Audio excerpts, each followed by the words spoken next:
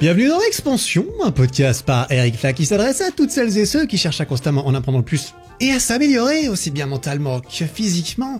Et aujourd'hui, nouvel épisode 74, épisode 74 bien sûr, on fait les deux. Allez, on va faire 2 épisodes en un. Et aujourd'hui, un épisode très cool sur les habitudes, comment créer des habitudes, comment changer son comportement, comment changer son identité, comment réussir à atteindre ses objectifs, comment attirer la femme aimée et comment devenir méga riche. Ah, il faut trouver les intrus là-dedans, il y en a quelques-uns qui sont peut-être un petit peu... Je veux pas survendre le truc, mais l'épisode va être bien stylé, va être bien rempli de valeur, même s'il risque d'être assez long. Alors je l'ai pas encore enregistré, mais je pense qu'il va être long. Voilà, pour tous ceux qui regarderaient sur YouTube, il y a moyen de mettre des petits timecodes sur YouTube. Donc tu peux aller dans la barre de chargement de la vidéo et puis il y a les différentes parties de cet épisode qui seront là au cas où t'es nouveau sur la chaîne de podcast par exemple. Si t'es nouveau sur la chaîne, mais bienvenue parmi nous. On est là tous ensemble, petite communauté, on aime bien s'améliorer, toutes ces histoires. Devenir riche, millionnaire, attirer la femme bébé, enfin, tu vois, tous ces trucs trop stylés. Eh bien, bienvenue, merci. Peut-être que tu viens de la vidéo YouTube qui vient de sortir sur ma chaîne. Quoi qu'il en soit, je vais commencer par une mini intro et ensuite on va plonger dans le vif du sujet là, comme ça, à 2 mains là, plongeons de ouf. Et on va essayer de ne pas faire de plateau, mais ça devrait pouvoir le faire. Alors, épisode en retard d'1 jour. Et il n'y en a même pas eu la semaine dernière. T'imagines le retard de ouf. Alors c'était notamment en raison du rush que j'ai eu à vivre pour sortir cette vidéo YouTube qui sort en même temps que cet épisode et qui est intimement lié au sujet de cet épisode. C'est pour ça que je voulais sortir les 2 en même temps. Il faut que tu ailles voir cette vidéo. Voilà, je suis désolé, t'as pas le choix en fait. Voilà, je suis désolé, c'est comme ça. Voilà. C'est moi qui fais la règle ce coup-ci. Non, honnêtement, il n'y a pas besoin d'aller voir cette vidéo pour comprendre cet épisode, mais ils sont très liés. C'est une vidéo sur la souplesse. En fait, j'ai voulu apprendre à faire les grands écarts, tous les grands écarts, c'est-à-dire avec les jambes sur les côtés, avec les jambes devant et derrière, à faire l'écrasement facial aussi, le pancake, c'est-à-dire m'allonger par terre en grand écart. Et j'ai voulu faire ça en 30 jours. J'en ai fait une vidéo et à la fin, il y a eu un twist. Et en fait, la vidéo était pas finie. Et cette vidéo, en fait, ça m'a pris des mois et des mois de la faire. Et ensuite, des mois et des mois à la monter. C'est vraiment une des vidéos les plus ambitieuses que j'ai jamais faites. Donc elle est stylée. Je pense qu'elle vaut le détour. Bref, bienvenue à tous ceux qui arrivent depuis cette vidéo. J'espère qu'il y en a un ou deux. Quoi qu'il en soit, retour vite fait sur les derniers épisodes. Il y a eu beaucoup de... En fait, il y a pas mal d'écoutes sur ce podcast, je vois. Il y en a de plus en plus, ça me fait bien plaisir. J'ai l'impression que les épisodes sont appréciés. Enfin, je reçois pas beaucoup de commentaires purement négatifs, tu vois, donc je me dis que ça doit être cool. Et ça me fait bien plaisir de voir ça. Les discussions avec Bazinga ont été très appréciées, avec Grégoire également. Et là, ça fait quelques semaines que je me suis pas mis tout seul devant mon micro. Ça me fait presque un peu bizarre, mais... Retour à la maison, ça fait du bien, ça fait plaisir. J'aime bien discuter quand même un petit peu. Et là, je suis parti pour 1 heure... J'allais dire 1h30. On va voir. Toi-même, tu as déjà cliqué sur cet épisode, tu sais combien de temps ça dure. Je sais pas encore, moi, mais je sais qu'il y en a pour un petit moment. Bref, comme je le dis dans ma vidéo, comme je l'explique maintenant, je vais prendre cette expérience de souplesse que j'ai faite pour comme exemple principal de cet épisode. Dans cet épisode, on va parler d'habitude. Et dans cette vidéo, en fait, je l'ai commencé en sprint, c'est-à-dire vite, il faut que je réussisse à faire les grands écarts le plus vite possible. Mais en fait, il y avait un deuxième objectif. Le premier objectif, c'était de réussir à faire ça une fois dans ma vie. Le deuxième objectif, c'était de réussir à intégrer une habitude durable, de travailler ma mobilité et ma souplesse plus régulièrement, ce que j'ai jamais réussi à faire. Alors, je l'ai toujours... Ça fait longtemps que je l'entraîne. Hein. J'ai commencé la muscu, j'avais 17 ans. Aujourd'hui, j'en ai 31. Après quelques années de muscu, peut-être quand j'avais 23 ou 24 ans, j'ai commencé à faire de la souplesse. J'allais dire régulièrement, mais en fait, c'est juste que j'en faisais de temps en temps, comme ça, vite fait, au bol. Des fois, j'en faisais plus. Pendant 2 semaines, pendant 3 mois, j'en faisais un peu plus. Ensuite, pendant 6 mois, je faisais plus rien. Ce genre de truc. Donc, j'ai jamais eu un niveau déplorable parce que pour moi, c'est important. Et pour le street workout auquel je suis passé après, ça l'est également. Ça aide à avoir des meilleures performances. En plus, j'entends, en plus d'être en meilleure santé, ce qui est quand même un point positif correct, même si c'est vrai que c'est très pénible, en fait, de s'assouplir. Oh putain, je l'ai remarqué. T'inquiète, si tu regardes la vidéo, le nombre de gémissements auxquels tu vas avoir droit dans cette vidéo, eh ben, ils viennent du plus profond de mon petit cœur. et de mes muscles qui se faisaient déchirer littéralement, hein, parce que s'assouplir, c'est déchirer ses muscles, créer des micro-déchirures pour être plus précis, et c'est pas très confortable, et c'est le principe, t'es obligé de te mettre dans l'inconfort pour progresser à ce niveau-là, et purée, j'ai testé tout ça. Et donc pour cet épisode, je vais me baser principalement sur deux choses. La première, c'est cette expérience de souplesse que je prendrai en exemple, ainsi que toutes les autres de ma vie qui concernent la création d'habitudes positives ou éventuellement l'élimination d'habitudes négatives, parce que le processus est le même, hein, c'est un petit peu juste l'inverse.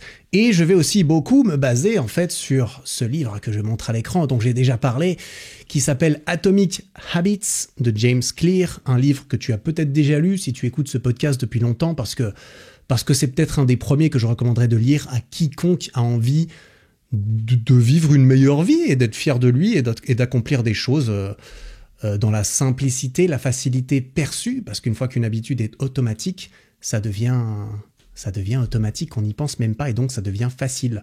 Mais on peut s'aider à créer des nouvelles habitudes et c'est exactement ce qu'il raconte dans ce livre et je vais le reprendre en fait globalement, tu vois, je vais le reprendre pas mal. J'avais déjà mentionné ce livre dans un ou deux autres épisodes au moins. J'ai clairement préparé des notes pour cet épisode-là parce que je me suis basé sur ce livre beaucoup. En fait, quand j'ai lu ce livre pour la première fois en 2018, il est sorti, je l'ai trouvé génial. Je l'avais lu en Kindle. Ensuite, je l'ai réacheté en physique. Maintenant, j'achète tous mes livres en physique parce que je suis ce genre de mec, tu vois, j'ai envie de toucher le papier. En fait, j'ai surtout envie de remplir ma bibliothèque et que quand il y a des gens qui arrivent chez moi, ils voient mes livres et ils se disent « Oh putain, il doit être intelligent, il a des livres et tout !» C'est un peu de tout ça, tu vois. Il n'y a pas de mal, hein. Écoute, moi je me complais là-dedans, ça me fait plaisir. Mais ce que j'ai beaucoup aimé avec les livres papier, c'est que en fait, je peux simplement souligner. Et donc, pour relire ce livre, pour cet épisode, en fait, j'ai simplement relu tout ce que j'ai souligné, ce qui va honnêtement à peu près 12 fois plus vite que de lire le livre du début à la fin. Et ça permet d'en retirer grandement tout ça. Enfin bref, tu vois un petit peu le bail. Je pense que tu sais comment ça marche un petit peu. Donc je voulais juste te dire qu'on peut partir du principe que tout ce que je dis dans cet épisode, il est tiré de ce livre. Donc on peut dire que j'ai rien inventé, que c'est ce cher James qui a tout fait, même si je sais pas exactement à quel moment je vais le citer ou pas, tu vois. Mais ce livre est génial et c'est un épisode sur ce livre, clairement, dans lequel je vais interjecter. J'utilise ce mot des fois, mais je sais jamais si c'est correct. Allez, je vais interjecter mon expérience personnelle, bien sûr, parce que c'est le principe de ces épisodes la plupart du temps. J'avais déjà parlé de ce livre, du coup, dans l'épisode 58, qui s'appelle « Comment créer un bon objectif et le meilleur système pour l'atteindre ». Notamment, j'y parle de quelque chose qui est présent dans ce livre, c'est le focus, c'est la focalisation sur les systèmes qu'on met en place pour atteindre nos objectifs fixés, qui sont plus importants que nos objectifs eux-mêmes. Définir des objectifs, c'est stylé, mais trouver et s'intégrer dans un système qui fonctionne pour atteindre ses objectifs, c'est encore plus stylé. Et ça, j'en parle dans cet épisode sur les objectifs et les systèmes. Je recommande cet épisode, voilà, il est cool. C'est pas le seul qui est en lien avec celui-ci, mais j'y reviendrai quand c'est le cas. Dernière petite note avant de plonger dans le vif du subject, parce que là, tu te dis, putain, ça fait 10 minutes. Abrège, quoi là. Abrège. C'est pour ça que j'ai mis les petits timecodes sur YouTube. C'était pour ceux qui s'en battent les steaks de cette intro. Ce que je comprends et ce que je respecte, évidemment. C'est ceux qui sont intéressés pour plus de recommandations de livres. Il y a mon site internet dessus. Il y a... Enfin bref, tu vas sur ericflag.com/livre, livre avec un S, et tu arrives sur une liste de recommandations de mes livres. Ceux que je lis actuellement, ceux que j'ai lus, ceux que je veux lire, avec un petit commentaire sur pourquoi ou pas tu devrais le trouver stylé toi aussi. Cette liste n'a pas été mise à jour depuis plus d'1 an. Et il faut que je m'y mette, et je le ferai dans les jours qui suivent cet épisode. J'en suis quasiment sûr. Quoi qu'il en soit, partons un petit peu dans le steak de cet épisode.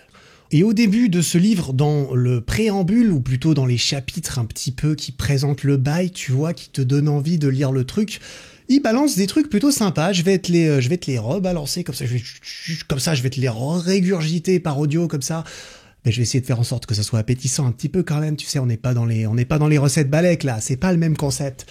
Dans le livre, il dit une phrase que je trouve qui est très intéressante, c'est que les habitudes représentent l'intérêt cumulé du développement personnel. L'intérêt cumulé du développement personnel, c'est les habitudes.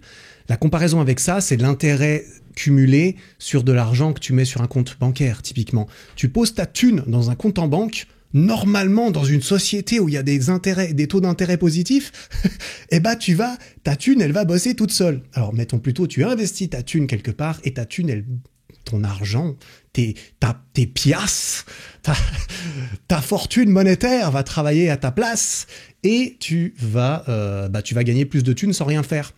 Et en quelque sorte, ce que ce cher James Clear dit, c'est que les habitudes, c'est ça. Si tu arrives à avoir des habitudes, une habitude par définition, c'est automatique et donc ça travaille pour toi tout seul. Ça va influencer tout ce que tu fais, ça va influencer le développement de ta personne dans son grand ensemble, sans que t'aies rien à foutre, tu vois. Mais qu'est-ce que c'est que ce bon bail ?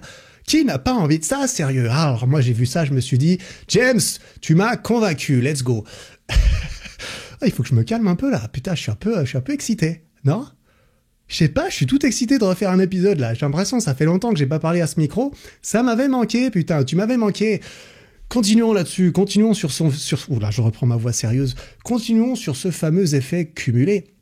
L'effet cumulé, il donne un exemple qui est assez iconique et qui a déjà été cité, moi-même j'ai déjà dû le citer parce que je le trouve stylé, c'est qu'il prend l'exemple de si tu gagnes 1%, si tu t'améliores de 1% tous les jours pendant 1 an, eh bien à la fin de l'année, tu auras fait x37. Si tu commences à 1 aujourd'hui et que tu gagnes 1% tous les jours, à la fin de l'année, tu seras 37. C'est quand même stylé. Alors qu'au jour le jour, tu vas rien voir. Plus 1% tous les jours, c'est que dalle. Tu vas regarder dans le miroir, il n'y aura rien encore à changer.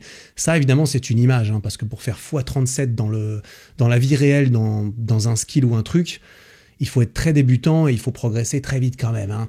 Les taux d'intérêt, ça marche pas comme ça. Tu fais pas x37 sur ton compte en banque normalement, ou alors il faut que tu me donnes ta pyramide et ton Ponzi, parce que là, je sais pas faire ça, moi, tu vois. Mais ça, en fait, si tu le prends à l'inverse, il donne l'exemple inverse, c'est que si tu pars à 1 et que tu perds 1% tous les jours pendant 1 an, eh bien à la fin de l'année, tu arrives proche de 0. T'atteindras jamais 0, tu vois. Quand tu perds, t'atteindras jamais 0, mais tu vas juste te rapprocher du fond de plus en plus et en 1 an, tu seras pas très loin. Tout ça pour dire que partir commencer sa lancée sur une petite victoire ou une petite défaite, au final, ça peut tout changer. Il suffit que cette petite victoire ou cette petite défaite, elle te fasse t'encoubler, elle te fasse tomber dans une spirale infernale de moins 1%, elle te fasse t'élever dans un cercle vertueux de plus 1%, et ça peut tout changer dans 1 an, dans 10 jours, et à la fin de ta vie, bien entendu. Un autre petit exemple très stylé, j'ai trouvé du livre, c'est qu'il donne l'exemple de la glace. La glace, l'eau qui est en glace. En fait, à moins 2 degrés, la glace, c'est de la glace, tu vois. À 0 degré, la glace, c'est de la glace. Mais à 1 degré, il y a tout qui change. À 1 degré, il suffit de 1 petit degré pour que la glace commence à fondre sa mère comme ça et à ruiner ton parquet. J'imagine, parce que là, on imagine évidemment que tu as posé la glace sur ton parquet, ce qui n'est pas une très bonne idée. Qu'on s'entende. En tout cas, ma mère, elle m'engueulerait tout de suite si je faisais ça. Ça, c'est clair. Mais ma mère n'écoute pas mes épisodes de podcast, donc c'est très bien, on peut dire ce qu'on veut. Ah, maman, je t'aime, maman, quand même. Je t'aime. J'en étais où ? Oui, j'en étais à l'image qu'il donne par rapport à ça. C'est que il faut garder en tête que à moins 20 degrés, la glace, c'est de la glace. À moins 5 degrés, c'est pareil. Ça veut dire que si tu prends l'analogie de cela, si tu transfères cela à une autre tâche, si ça se trouve, dans ta quête de perçage, t'es pas très loin de percer, mais tu le sais pas. T'es pas très loin d'avoir atteint ton objectif et que tout change, mais tu le sais pas. Si ça se trouve, t'es passé de moins 20 degrés à moins 3 degrés, mais il n'y a rien qu'à changer parce que c'est toujours un putain de bloc de glace sur ton parquet. Mais si tu cravaches encore un tout petit peu plus, tu vas passer la barre symbolique des 0 à 1 degré, et là, il y a tout qui va changer. Ça veut dire qu'il ne faut pas toujours se fier aux apparences pour jauger de ses progrès.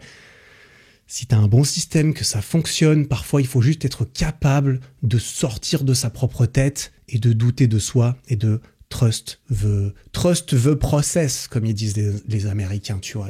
Les Américains, ils sont toujours plus stylés que nous, c'est bien connu. Et confiance en le processus. aie confiance un petit peu en toi, mais si tu n'arrives pas trop à avoir confiance en toi ou pas suffisamment, eh bien, essaye d'avoir confiance en le processus parce que peut-être quelqu'un en qui tu as confiance te l'a conseillé et tu vas t'améliorer, tu vas casser cette barrière du 1 degré et là, la confiance en toi, je peux te dire, elle va commencer à suivre une trajectoire similaire et ça, c'est extrêmement stylé.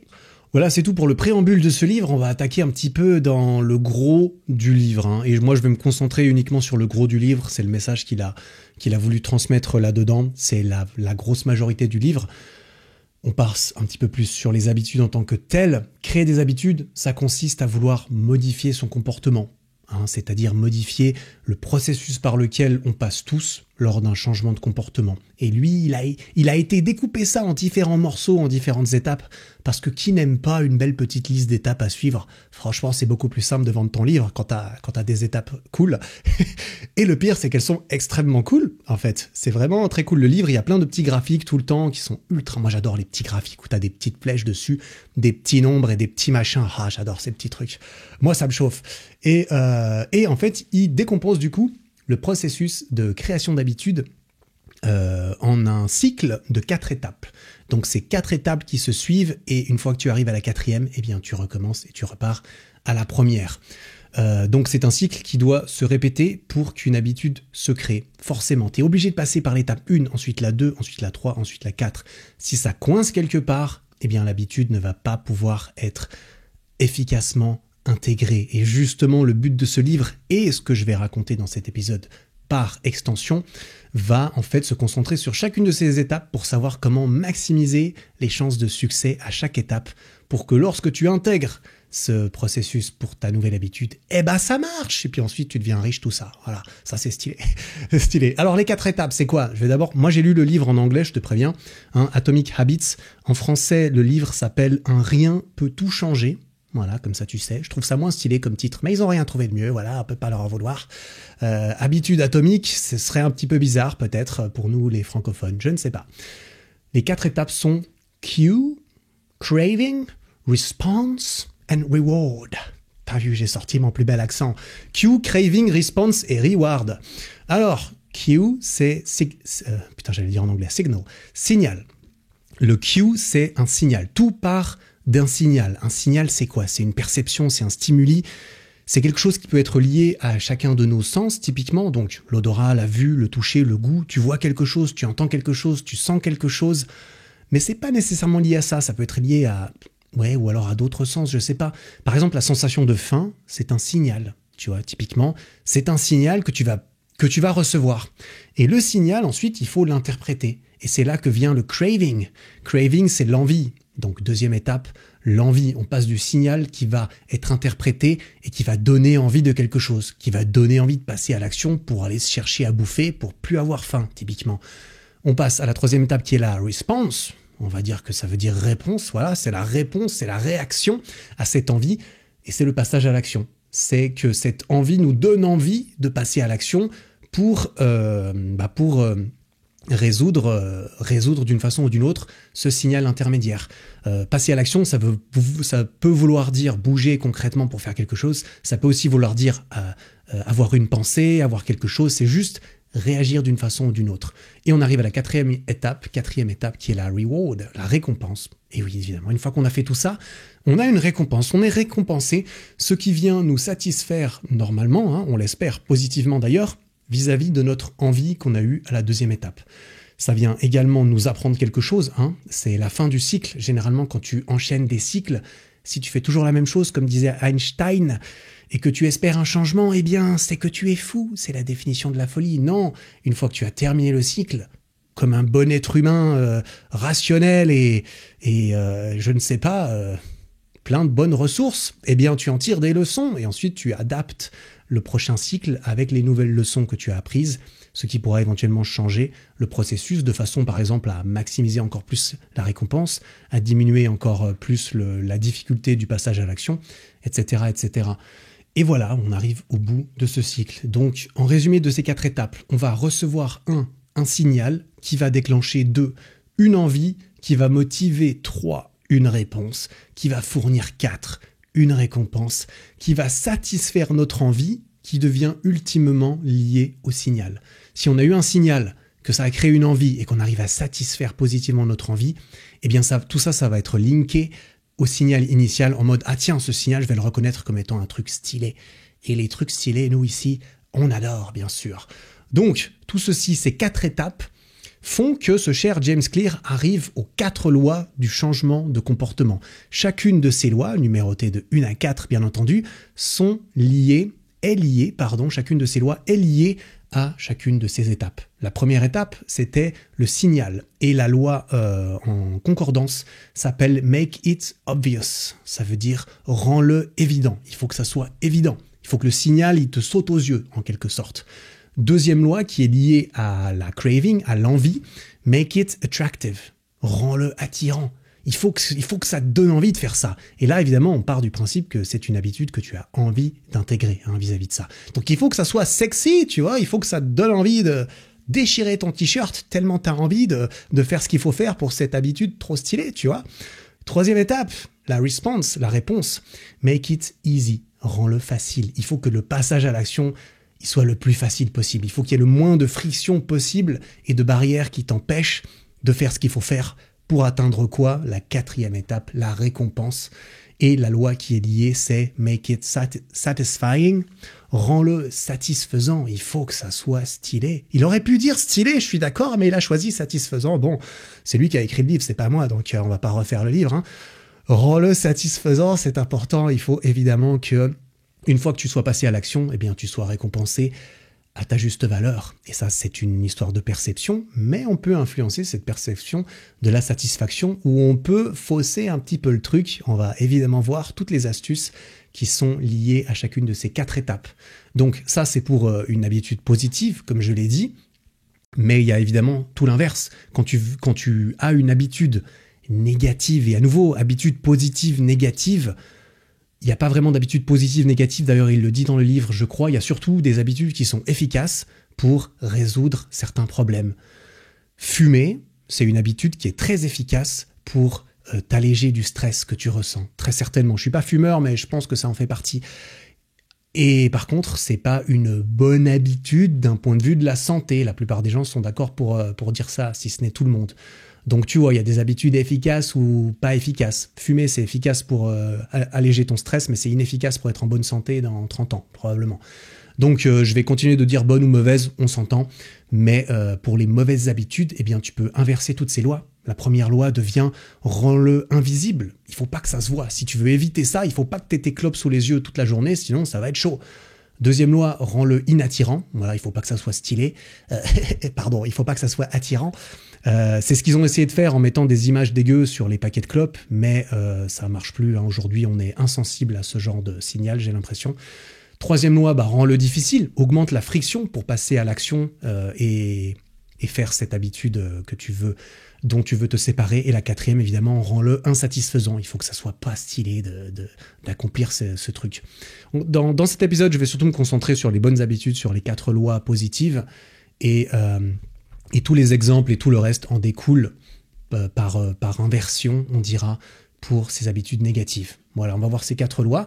Maintenant, on va partir de la première, on va aller jusqu'à la 4e. Ça va être un petit chemin numéroté, balisé, confortable comme ça et rassurant. Et je vais t'accompagner tout le long, t'imagines? Non mais c'est extraordinaire. Et je vais donner des exemples tout du long en rapport avec mon expérience de souplesse, parce que mon but, ça a été de créer ce qui pour moi est une bonne habitude, m'entraîner ma souplesse et ma mobilité plus souvent, et je l'ai fait avec beaucoup de choses qui sont présentes dans ce livre. Donc on attaque tout de suite avec la première loi, make it obvious, rends-le évident. Et au tout début de ce superbe chapitre, l'auteur nous fait remarquer qu'il faut d'abord réaliser quelque chose. Pour changer quelque chose, tu es obligé d'en être conscient. En fait, si tu n'as pas conscience que tu fais quelque chose, tu vas pas pouvoir le changer. Pour aider à prendre conscience de nos habitudes, parce qu'il y en a qui sont tellement automatiques qu'on n'y pense absolument jamais, on peut essayer de les lister, tu vois, écrire une liste des habitudes conscientes qu'on a l'impression, les rendre plus conscientes qu'on fait tous les jours ou bien toutes les semaines. Par exemple, à partir du matin, je me lève, je vais à la salle de bain, je vais aux toilettes, je me lave le visage, je me brosse les dents, je fais un bisou à mon chat, ou j'en sais rien, tu vois.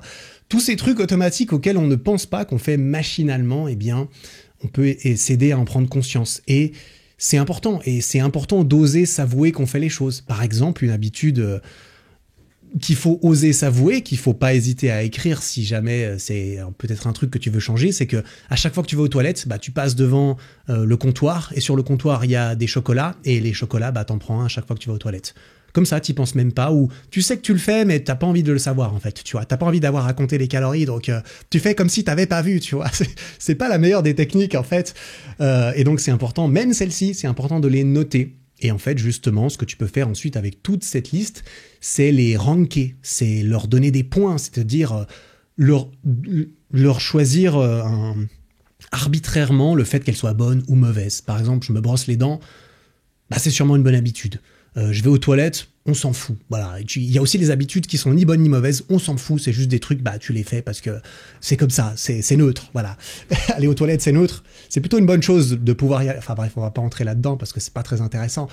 Mais ça peut être sympa. Ensuite, ça va te permettre de les ranker, de savoir lesquels sont bien, lesquels sont moins bien et peut-être lesquels tu peux essayer d'éliminer ou lesquels tu pourrais intégrer qui viendraient améliorer l'ensemble. Et puisqu'on parle de la première loi, eh bien, on va parler de la première étape, du coup, qui sont le signal, qui sont les signaux. Et il nous indique dans le livre que les signaux les plus communs, la plupart du temps, sont le temps et l'endroit, c'est-à-dire l'heure à laquelle ça s'est passé et l'endroit auquel ça s'est passé. Par exemple, en ce qui me concerne, mes séances de souplesse, quand j'ai réussi à gentiment intégrer ça comme une habitude, eh bien, ces deux choses-là étaient fixes, effectivement. Je m'entraînais toujours à la même heure et au même endroit, mais c'était intimement linké à autre chose, en fait. C'est-à-dire que j'allais faire mon entraînement normal et je m'entraînais après. Donc, l'heure, c'était après ma séance de sport et l'endroit, c'était, dans la salle de sport, si je me suis entraîné là. Donc, l'auteur, James Clear, allez, on se connaît pas, je peux pas l'appeler par son prénom, on se connaît pas encore assez bien.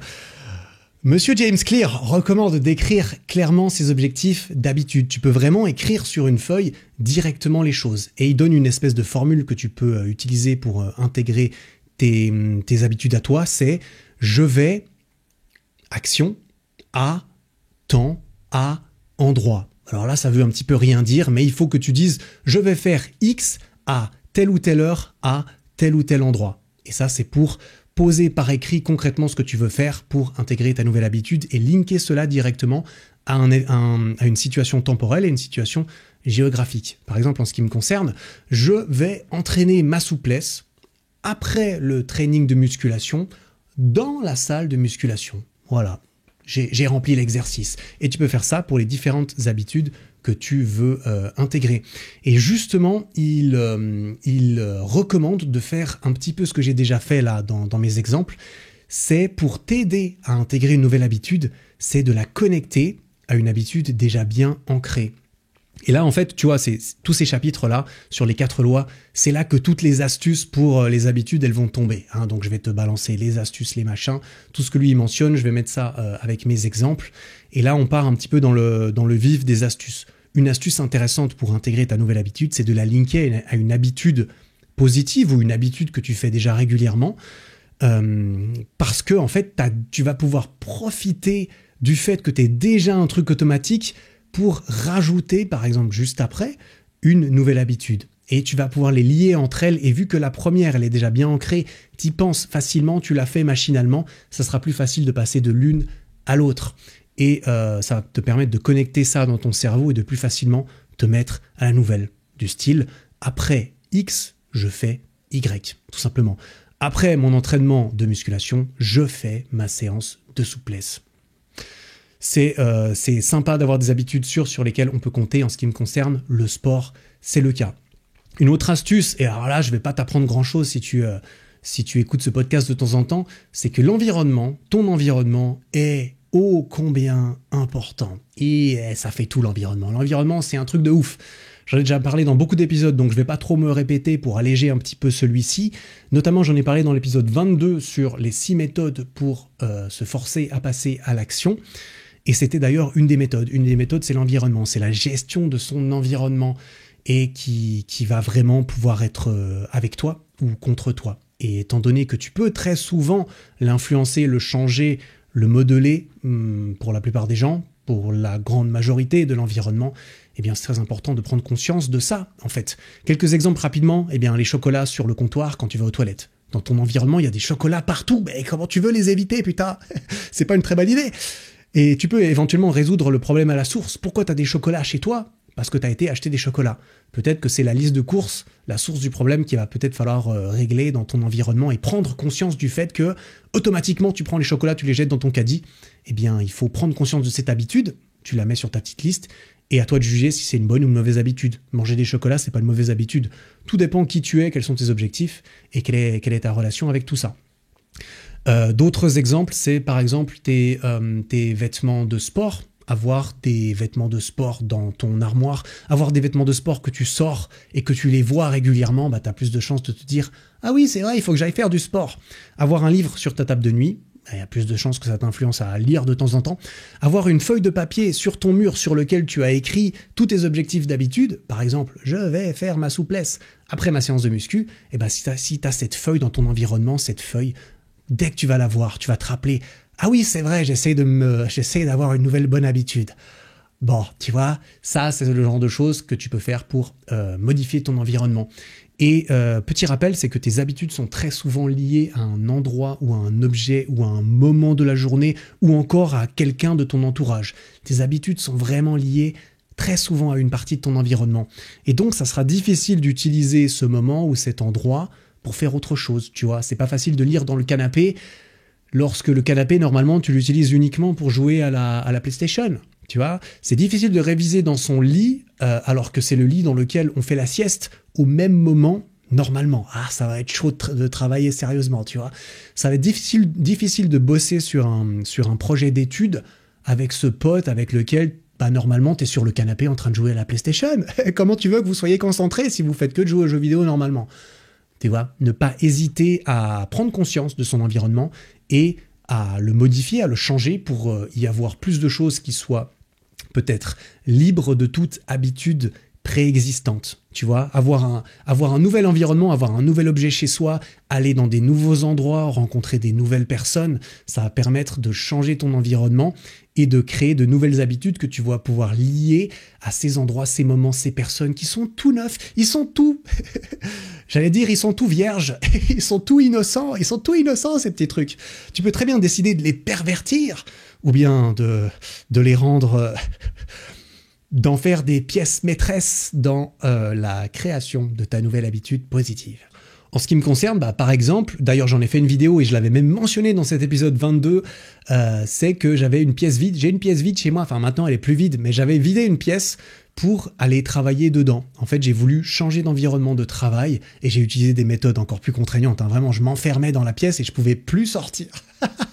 Bon, moi, je suis un peu taré, hein, mais c'était aussi parce que je trouvais ça stylé dans l'idée. Et en plus, j'ai pu en faire une vidéo, donc c'est mon travail, en fait. Et j'ai testé ça. D'ailleurs, c'est sur ma chaîne aussi, hein, si jamais. Pour la souplesse, comment j'ai géré mon environnement? Eh bien, j'avais mon super tapis de yoga et de sport Eric Flag. Et ouais, j'avais mon super tapis. D'ailleurs, il est disponible sur ma boutique si jamais tu as envie ou besoin d'un tapis de yoga. Et d'ailleurs, il y a les tout nouveaux gilets lestés de 10 et 20 kilos qui sont disponibles sur ma boutique actuellement et ils sont incroyables, ils sont vraiment trop stylés, je les aime trop. Je les ai déjà montrés en story, les miens ils sont ils sont chez moi ou dans le coffre de ma voiture pour lorsque je vais m'entraîner. Ils sont géniaux. Ultra compact, enfin ils sont trop bien. Vraiment, si tu penses avoir envie ou besoin, avoir envie, attention, si t'as envie, tu peux l'acheter aussi, même si t'en as pas besoin. Si tu penses avoir besoin de ça, parce que ça peut t'aider dans ton entraînement, ça peut vraiment aller avec n'importe quel exercice, parce qu'il va jamais te gêner, tu vas pouvoir l'ajuster très facilement de 1 à 20 kilos. Et ben c'est disponible sur ericflag.com, voilà, c'était l'instant pub. Eh bien, qu'est-ce que je voulais dire? Oui, j'en étais à l'environnement de mes séances souplesse. J'avais toujours mon petit tapis. Je m'entraînais très souvent, soit dans mon salon, soit sur ma terrasse, comme on peut le voir dans la vidéo, hein, très souvent. Aussi parce que je voulais filmer chacune de mes séances, donc j'allais pas partir à l'autre bout du monde avec ma caméra à chaque fois. Même si j'ai aussi été faire des séances dehors avec ma caméra, hein, je me suis fait chier pour cette vidéo, ça c'est clair. Donc, à chaque fois que je m'entraînais chez moi, je rangeais pas mon tapis très loin. Littéralement, mon tapis et mes blocs de yoga, je les posais au milieu de ma table à manger. Il y avait ma table à manger et en plein milieu, il y avait mon gros tapis et mes gros blocs. Ce qui fait que cette c'était impossible de ne pas voir ce tapis 14 fois par jour, tu vois. À chaque fois que j'allais au séjour dans la cuisine salon, là, je le voyais. Et donc, j'étais obligé d'y penser. Et donc, c'était une nouvelle partie de mon environnement que j'ai créé consciemment de façon à m'influencer, à pas oublier qu'il faut que je m'assouplisse, en fait. Parce que sinon, ça va pas se faire tout seul, tu vois, malheureusement. Et une fois que j'étais plus dans le challenge, je l'ai pas laissé au milieu de la table à manger, tu vois, quand même. Je le rangeais dans un coin de la pièce où je pouvais quand même le voir un petit peu moins, mais il était quand même là, je le voyais, parce que j'avais quand même envie de pouvoir m'entraîner régulièrement. Avant de terminer pour cette première loi, étant donné qu'on était sur l'environnement, lui, il en parle un peu plus tard dans le livre. En fait, il parle de l'environnement à 2 lois différentes. C'est pour ça que cette première loi, elle est assez longue aussi. Je vais boucler l'entourage. En fait, je vais parler de l'entourage parce que l'entourage, pour moi, c'est l'environnement, en fait. C'est ton environnement social, c'est ton environnement humain et il est extrêmement important, comme on l'a dit. Il en parle aussi dans le livre et ça vaut extrêmement la peine de souligner à quel point ça peut tout changer également. Qui tu fréquentes. Bien sûr, nous sommes la somme des 5 personnes que nous fréquentons le plus. Toutes ces histoires, c'est clairement pas faux. Dans le livre, il mentionne quelque chose de très stylé, qui est que on est influencé et on a tendance à vouloir imiter les habitudes de 3 groupes de personnes. Le premier groupe de personnes, c'est les proches. Les proches, c'est les gens qui sont autour de toi physiquement. Évidemment que ceux-ci peuvent avoir une très grande influence sur toi et tu vas pouvoir éventuellement vouloir les imiter, que ça soit une bonne chose ou une mauvaise chose.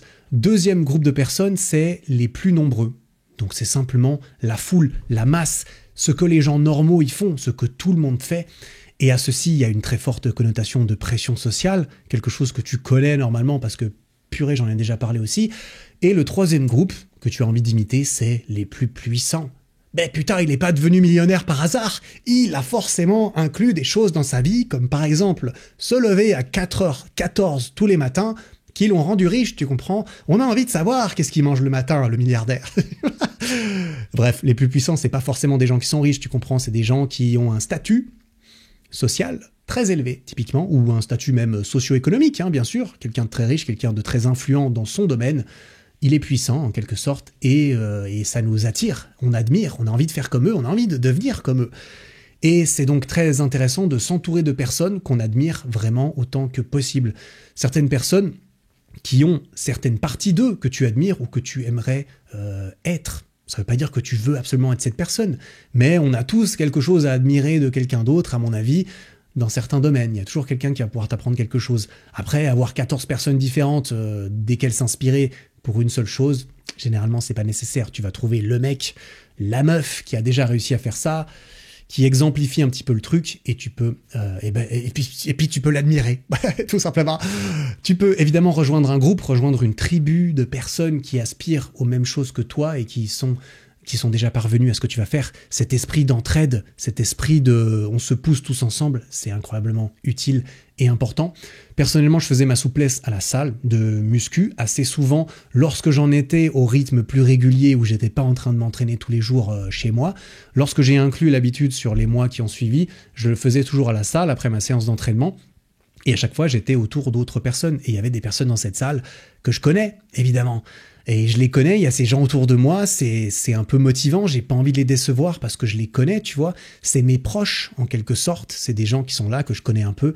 Eh bien, je suis influencé par eux. C'est aussi le côté pression sociale, un petit peu, tu vois. Pareil, il y a d'autres personnes dans cette salle que je connais pas, mais qui me regardent potentiellement. Il y a des gens autour. J'ai pas envie de montrer à tout le monde que j'abandonne. J'ai pas envie de montrer à tout le monde que je viens faire ma souplesse 3 fois et qu'ensuite, j'en fais plus jamais. Et je suis raide comme un cul. Si c'est une expression, si c'en est pas une, eh bien, tu m'excuseras. Tu m'excuseras. En ce qui concerne les gens les plus puissants, eh ben voilà, c'est ceux qui ont atteint le niveau de succès que tu recherches. Et ces personnes, tu peux les trouver. Tu peux les trouver dans la vraie vie. Possiblement, tu peux les trouver sur Internet, c'est sûr. Tu peux les trouver dans des livres, c'est sûr. Tu vois, moi, typiquement, pour ça, j'ai été regarder sur Internet des vidéos de mecs ultra balèzes en souplesse qui m'ont donné des idées d'exercices, qui m'ont appris des choses sur l'anatomie du grand écart, typiquement. Tout le monde n'a pas l'anatomie pour faire un grand écart parfaitement avec les jambes sur le côté, parce qu'il y a l'os de ton fémur qui va venir taper contre l'os de ta hanche, plus ou moins tôt en fonction de ta morphologie et de ta génétique. Et il y a des choses à faire pour pallier à ce problème et quand même avoir le grand écart. Et c'est ce que j'explique dans ma vidéo. Et je cite ce très cher Matthew dans ma vidéo qui a fait une vidéo extrêmement complète sur le sujet. Ce mec est puissant, je me suis dit, je vais faire comme lui.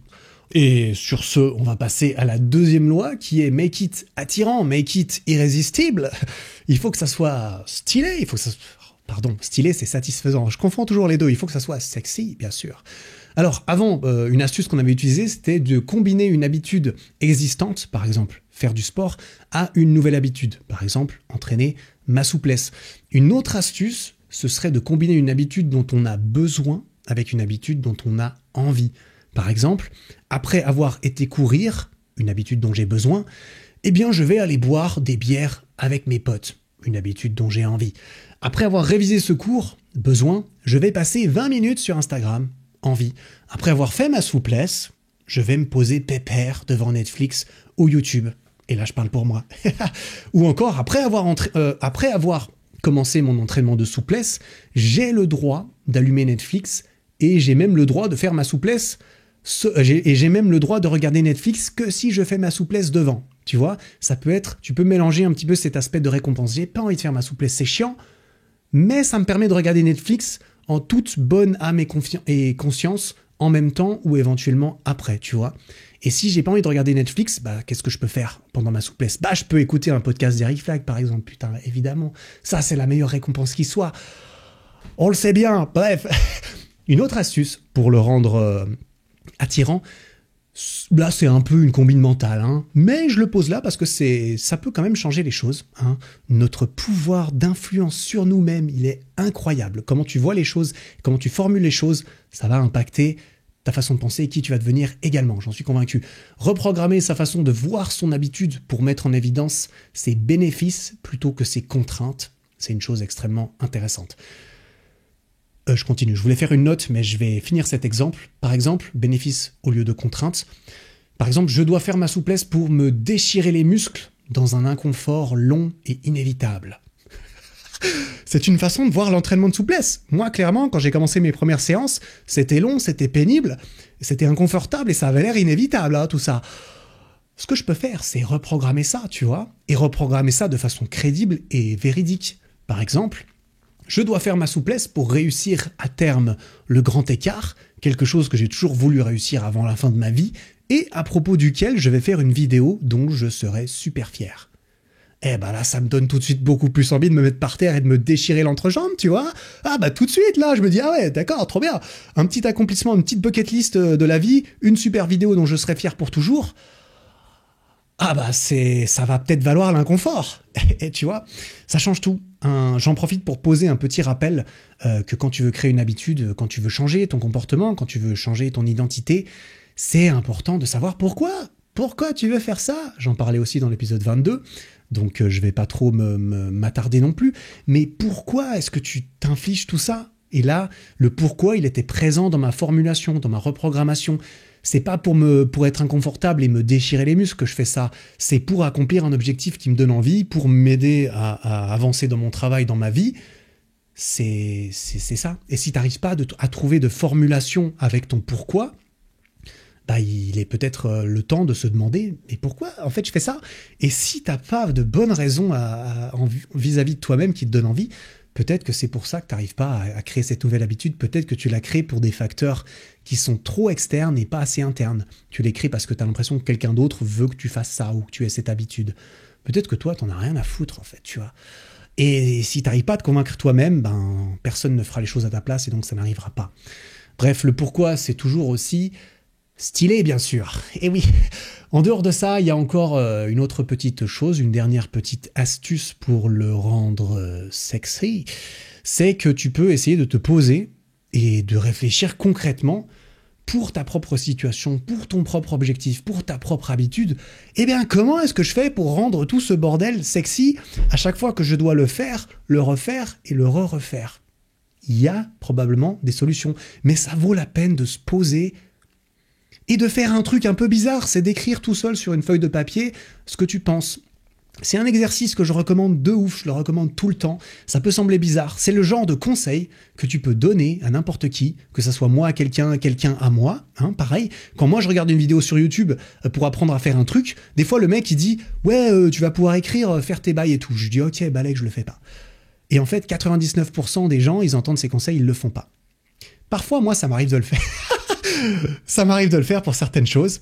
Écrire mon pourquoi, je l'ai déjà fait. Écrire des feuilles que je placarde dans ma chambre pour me rappeler ce que je veux faire et pourquoi, je l'ai déjà fait. Si tu veux changer, fais, tu vois. C'est cool d'écouter ce podcast, c'est cool d'écouter des conseils. Là, ça va être difficile pour moi de résumer l'ensemble de ce podcast à la fin. Je suis désolé, j'aurais peut-être dû te dire ça au début. Ce podcast va être long, il va être un peu éprouvant peut-être. Tu vas l'écouter en plusieurs fois et ça me fait plaisir de faire partie de ton quotidien comme ça, à différents intervalles. Mais je te recommande fortement de prendre des petites notes ou de le réécouter plusieurs fois en prenant des petites notes si tu as l'impression que ça vaut ton temps. Mais c'est pour toi. Si tu l'écoutes, si tu trouves ça cool, si tu l'écris, c'est pour toi, c'est pas pour moi. Moi, ça va rien me changer. Mais je sais que moi, quand je l'ai écrit, ça m'a changé quelque chose à moi. Et vu que t'es là pour toi et que t'es pas là pour moi, eh ben écris. Écris tes notes, écris les choses, fais certains des exercices si tu veux vraiment du changement. C'est vraiment ces 2% des personnes qui font ça pour lesquelles tout va changer. Donc, c'est toi qui décides si tu fais partie des 2%. Putain, le speech de motivation que je t'ai balancé, bah j'y crois vraiment personnellement. Bref, je vais m'arrêter là tout de suite. Qu'est-ce que je disais? Oui, se poser pour réfléchir à rendre ça plus attirant. Ben, je sais pas, par exemple, pour te donner plus envie de faire du sport, tu peux aller t'acheter des vêtements de sport que tu trouves trop sexy. Trop sexy. C'est peut-être pas le bon nom, que tu trouves trop stylé. Ces vêtements sont trop cool, t'adores les mettre. Mais bon, faut les mettre pour aller au sport. Tes chaussures de sport trop cool, tu vas les mettre pour aller au sport. Tu vois, peut-être que ça va te donner un peu plus envie d'aller à la salle. Je sais pas. C'est des questions qui vont dépendre un peu de toi, de tes préférences, de plein de choses. Mais ça vaut la peine de réfléchir à ça. Tes brocolis que t'aimes pas bouffer, mais que c'est probablement pas une mauvaise chose d'en manger un petit peu dans ton plan alimentaire pour changer de corps. Bah, balance un petit peu d'épices que tu aimes bien dessus, du paprika, tu mets du paprika sur tes brocolis, puis ils sont meilleurs et ça le rend plus sexy ton brocoli, tu vois. Ça fonctionne pour tout. Je vais te laisser là-dessus, je te laisse le soin de réfléchir et d'écrire pour tes objectifs à toi comment le rendre plus sexy. Et on va passer à la troisième loi qui est de le rendre plus facile, mais juste avant, si le podcast te plaît, eh ben, tu peux aller mettre 5 étoiles sur Spotify, sur iTunes, tu peux aller noter le podcast quelque part. Tu peux liker cette vidéo YouTube, tu peux t'abonner sur Spotify ou YouTube. Ça m'aide beaucoup, en fait, ça aide à populariser ce podcast.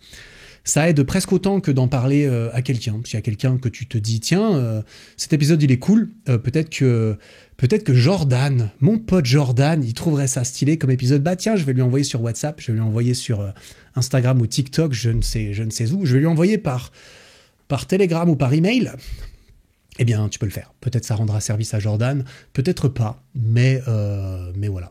Tu vois, l'autre jour, je me baladais. Cette semaine, j'ai rencontré 2 personnes dans la vraie vie qui m'ont vu, qui ont levé la tête, qui sont venus que je ne connaissais pas, qui sont venus vers moi, qui ont levé leur téléphone et qui m'ont montré l'épisode du podcast qu'elles étaient en train d'écouter. T'imagines, c'est trop stylé. D'ailleurs, je me souviens de leur prénom parce qu'évidemment, je leur ai demandé leur prénom. Qu'est-ce que tu crois? Moi, je suis ce genre de mec et je m'en souviens. Thomas et Thierry. Les gars, si vous m'écoutez, je vous salue avec plaisir. Ça m'a fait très plaisir de discuter un petit peu avec vous. C'était très, très stylé. Donc voilà, tout ça pour dire que merci en fait. Merci d'écouter le podcast et de venir me parler quand vous me voyez et de m'en parler parce que ça me fait réaliser que en plus de trouver ça cool pour moi de faire ces épisodes, eh bien apparemment ça peut servir à d'autres personnes. Voilà, merci. On passe à la troisième loi. Et cette troisième loi, comme je l'ai mentionné, c'est make it facile. Parce qu'on est franglais par ici. Make it easy. Rends-le facile. Il faut que ça soit le plus facile à faire possible. Il faut qu'il y ait le moins de friction possible entre... Oh putain, ce postillon. Entre toi qui le fais et toi qui le fais pas. Est-ce que c'est juste comme exemple? Bref, il faut que ça soit facile de le faire. Tu m'as compris. Putain, pourquoi est-ce que je m'embête avec des formulations pourraves? Alors... Monsieur James Clear, il fait la différence entre le mouvement et l'action. Et ça, c'est des concepts très stylés. J'adore ce genre de concepts parce que moi-même, je tombe dedans comme un blaireau, comme la grande majorité des gens, je pense, dans différentes situations. Le mouvement, être en mouvement, ce n'est pas la même chose que être en action. Être en mouvement, c'est faire quelque chose qui te donne l'impression d'avancer alors que tu fais du surplace. C'est ce sentiment un petit peu... pernicieux de productivité alors qu'en fait tu ne branles pas grand chose, il faut dire ce qui est. Et là je prends mes propres exemples à chaque fois. Par exemple, imaginez 3 sujets de prochaines vidéos YouTube, c'est cool, ça c'est du mouvement, j'imagine des trucs, tiens ça pourrait être cool de faire une vidéo sur la souplesse, sur les grands écarts. Ok, stylé. Par contre, me poser devant l'ordi et écrire le synopsis, écrire les différentes étapes de cette histoire, peut-être que je pourrais raconter en vidéo, me poser le cul et écrire, c'est passer à l'action. C'est pas du mouvement, c'est de l'action. Et c'est ça qui est stylé. Et c'est ça qu'il faut trouver la bonne proportion entre les deux. Évidemment que le mouvement, la préparation, l'anticipation, c'est important. Mais putain, c'est le moment où je m'asseye devant mon ordi et que je commence à faire un truc qui se passe vraiment quelque chose. Avant, il se passe pas grand-chose.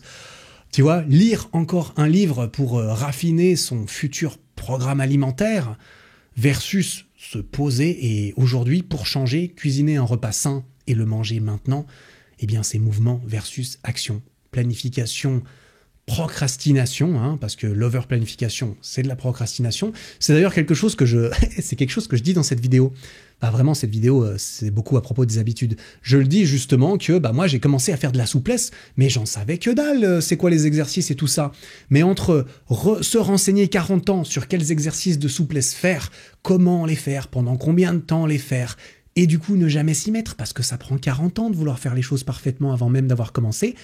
Ça, c'est du mouvement de ouf, versus se poser devant la routine souplesse accompagnée en temps réel de Eric Flagg et faire une séance souplesse, avant d'aller regarder sa dernière vidéo sur les grands écarts pour en apprendre encore plus et plus rapidement sur les meilleurs exercices et les meilleures techniques d'entraînement. Ça, c'est du passage à l'action comme ça n'existe pas, tu comprends? Oh putain, mais j'espère que je suis pas... J'espère que je suis pas désagréable à écouter, j'ai l'impression que je gueule un peu. Je suis désolé si je gueule un peu, je sais pas, je suis un peu... Ouais, je suis tout fou. Ouais, c'est parce que cette vidéo est terminée et que je suis content de pouvoir cliquer sur publier demain. Enfin, elle est presque terminée, bien sûr, sinon elle serait sortie aujourd'hui, comme c'était prévu. Bref, se renseigner versus se poser et s'étirer un petit peu et on verra en cours de route comment ça se passe. Sauf si tu fais un truc complètement à l'inconscience, à l'aveugle et que ça peut être dangereux, lance-toi. T'as envie d'avoir des pecs? Tu veux des plus gros pecs? Bah, tu peux passer 14 heures à regarder des vidéos sur Internet ou tu peux juste te poser maintenant et faire des pompes. Et puis les vidéos, c'est important, c'est intéressant, mais tu le feras quand tu seras aux toilettes en train de faire caca plutôt que d'être sur TikTok, je sais pas, tu vois. C'est ce que je me dis qu'il faudrait faire des fois. C'est pour ça que j'évite de prendre mon téléphone aux toilettes parce que putain, sinon ça passe, sinon les cacas ils triplent en durée, tu vois. Et ça, dans le genre productivité, c'est pas ouf, quoi.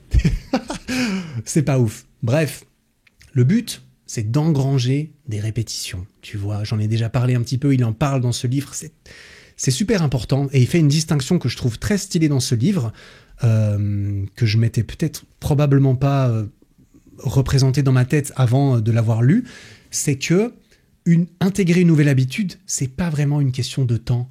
C'est pas une histoire de combien de jours pour une nouvelle habitude, combien d'années pour une nouvelle habitude. Les gens demandent plutôt ça comme question, dire ouais, ça t'a pris combien de temps avant de faire ta souplesse sans y penser.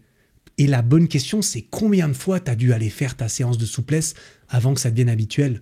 Tu vois, si tu l'as fait tous les jours, tu l'as fait tous les 6 mois, bah en 6 mois, t'auras pas les mêmes résultats. Et peut-être que la faire tous les jours, c'est pas la bonne idée, tu vois. Et c'est ce dont je parle aussi dans cette vidéo. Mais le plus important, c'est les répétitions. C'est combien de fois tu vas le faire jusqu'à ce que tu atteignes la fois de plus. Alors c'est un peu flou comme limite, j'en suis sûr, mais la fois de plus qui fera que ça devient automatique. C'est plutôt une petite jauge de pourcent. À chaque fois que tu fais une répétition, tu remplis un tout petit peu plus la jauge qui renforce cette habitude et qui fait que la fois d'après, tu auras besoin d'un tout petit peu moins de discipline, un tout petit peu moins de motivation parce que tu auras une répétition en plus au compteur, une répétition d'expérience en plus dans le corps, dans le cerveau, et ça sera de plus en plus facile. Et donc, au plus tôt on commence, plus vite on commence, avant même d'être complètement prêt, plus vite on peut commencer à taper dans son compteur de répétition. Et ça, ça fait beaucoup. Ça fait beaucoup de simplement y aller, d'aller faire sa séance et en même temps de regarder des vidéos sur l'anatomie, de regarder des vidéos sur « Ah oui, tiens, cet exercice, en fait, je le faisais pas super bien. » Je me suis rendu compte au bout du 12e jour que mon grand écart facial, je le faisais pas de façon optimale, tu vois. Mais bah mec, j'ai quand même commencé et je suis content du résultat et c'est parce qu'en cours de route, je me suis dit « Tiens, je vais aller regarder d'autres vidéos pour être sûr que je le fais encore mieux. » Et c'est là que j'ai compris certains trucs anatomiques dont je parle. Dans la vidéo, je transmets l'information parce que ça m'a bien servi, tu vois.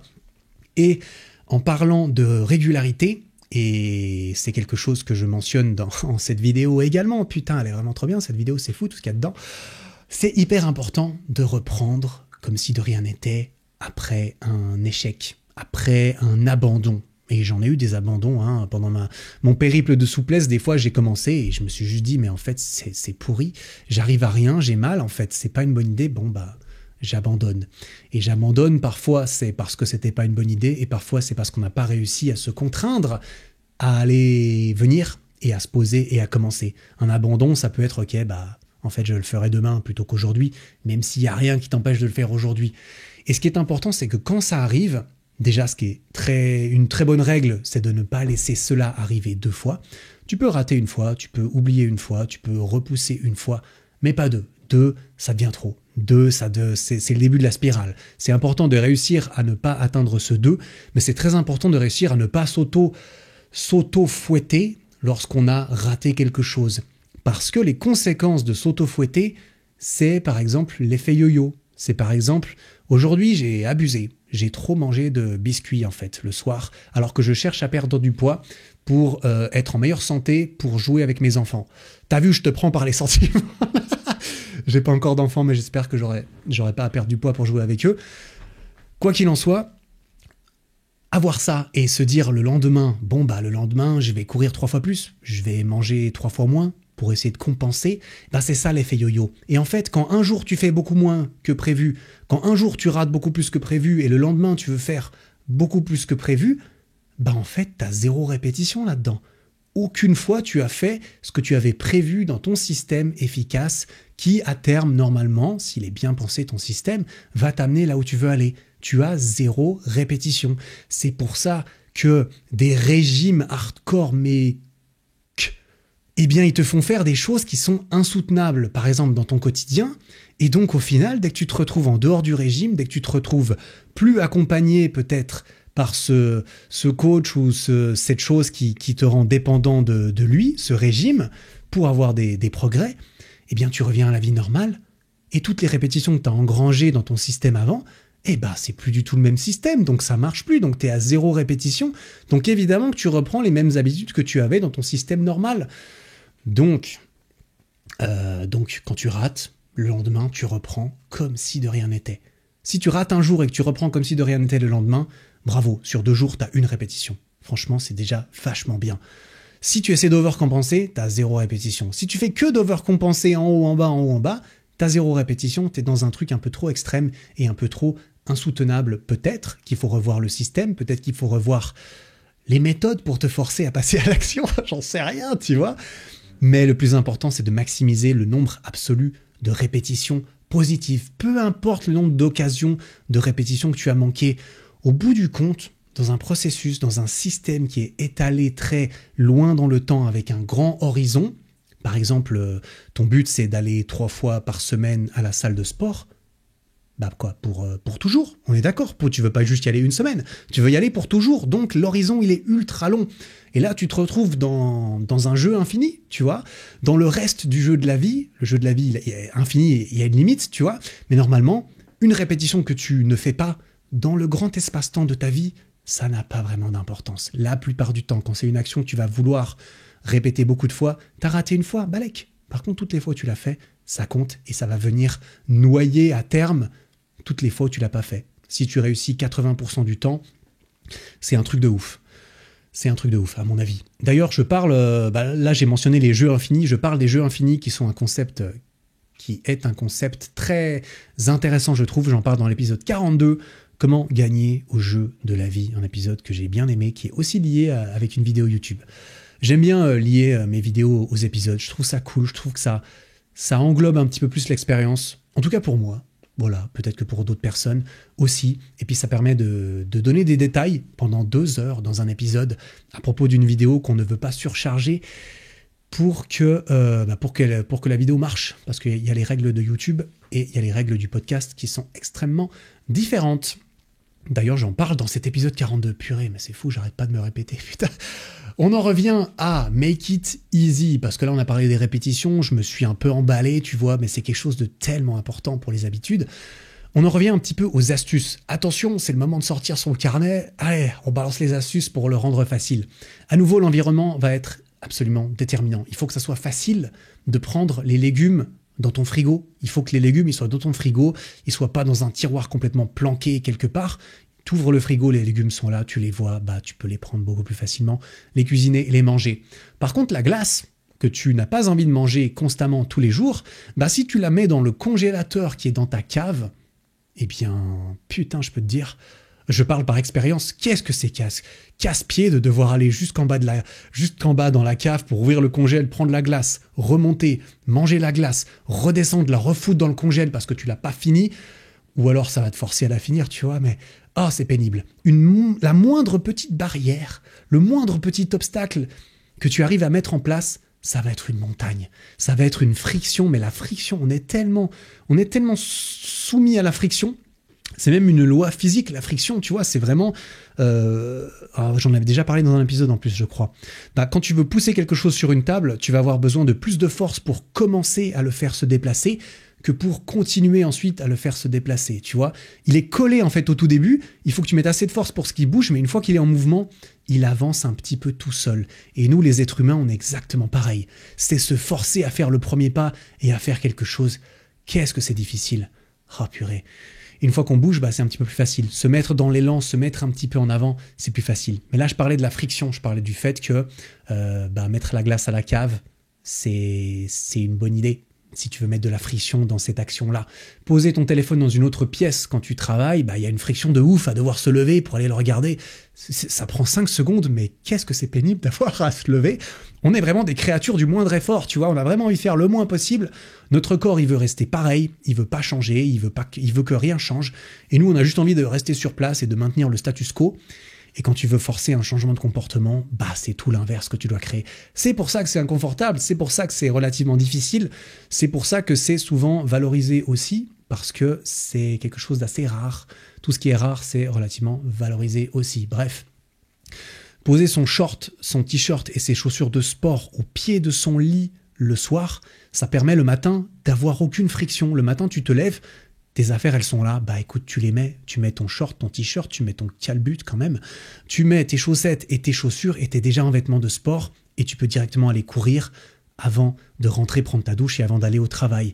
Mais si le matin tu dois te lever et tu dois aller chercher ton t-shirt dans ta machine à laver, tu vas pas le faire, ça va te saouler, c'est sûr. Tu vas snoozer ton réveil pendant 45 minutes et puis tu vois, c'est pas que tu dois aller courir avant d'aller au travail, évidemment, mais c'est des astuces que tu peux essayer de mettre en place.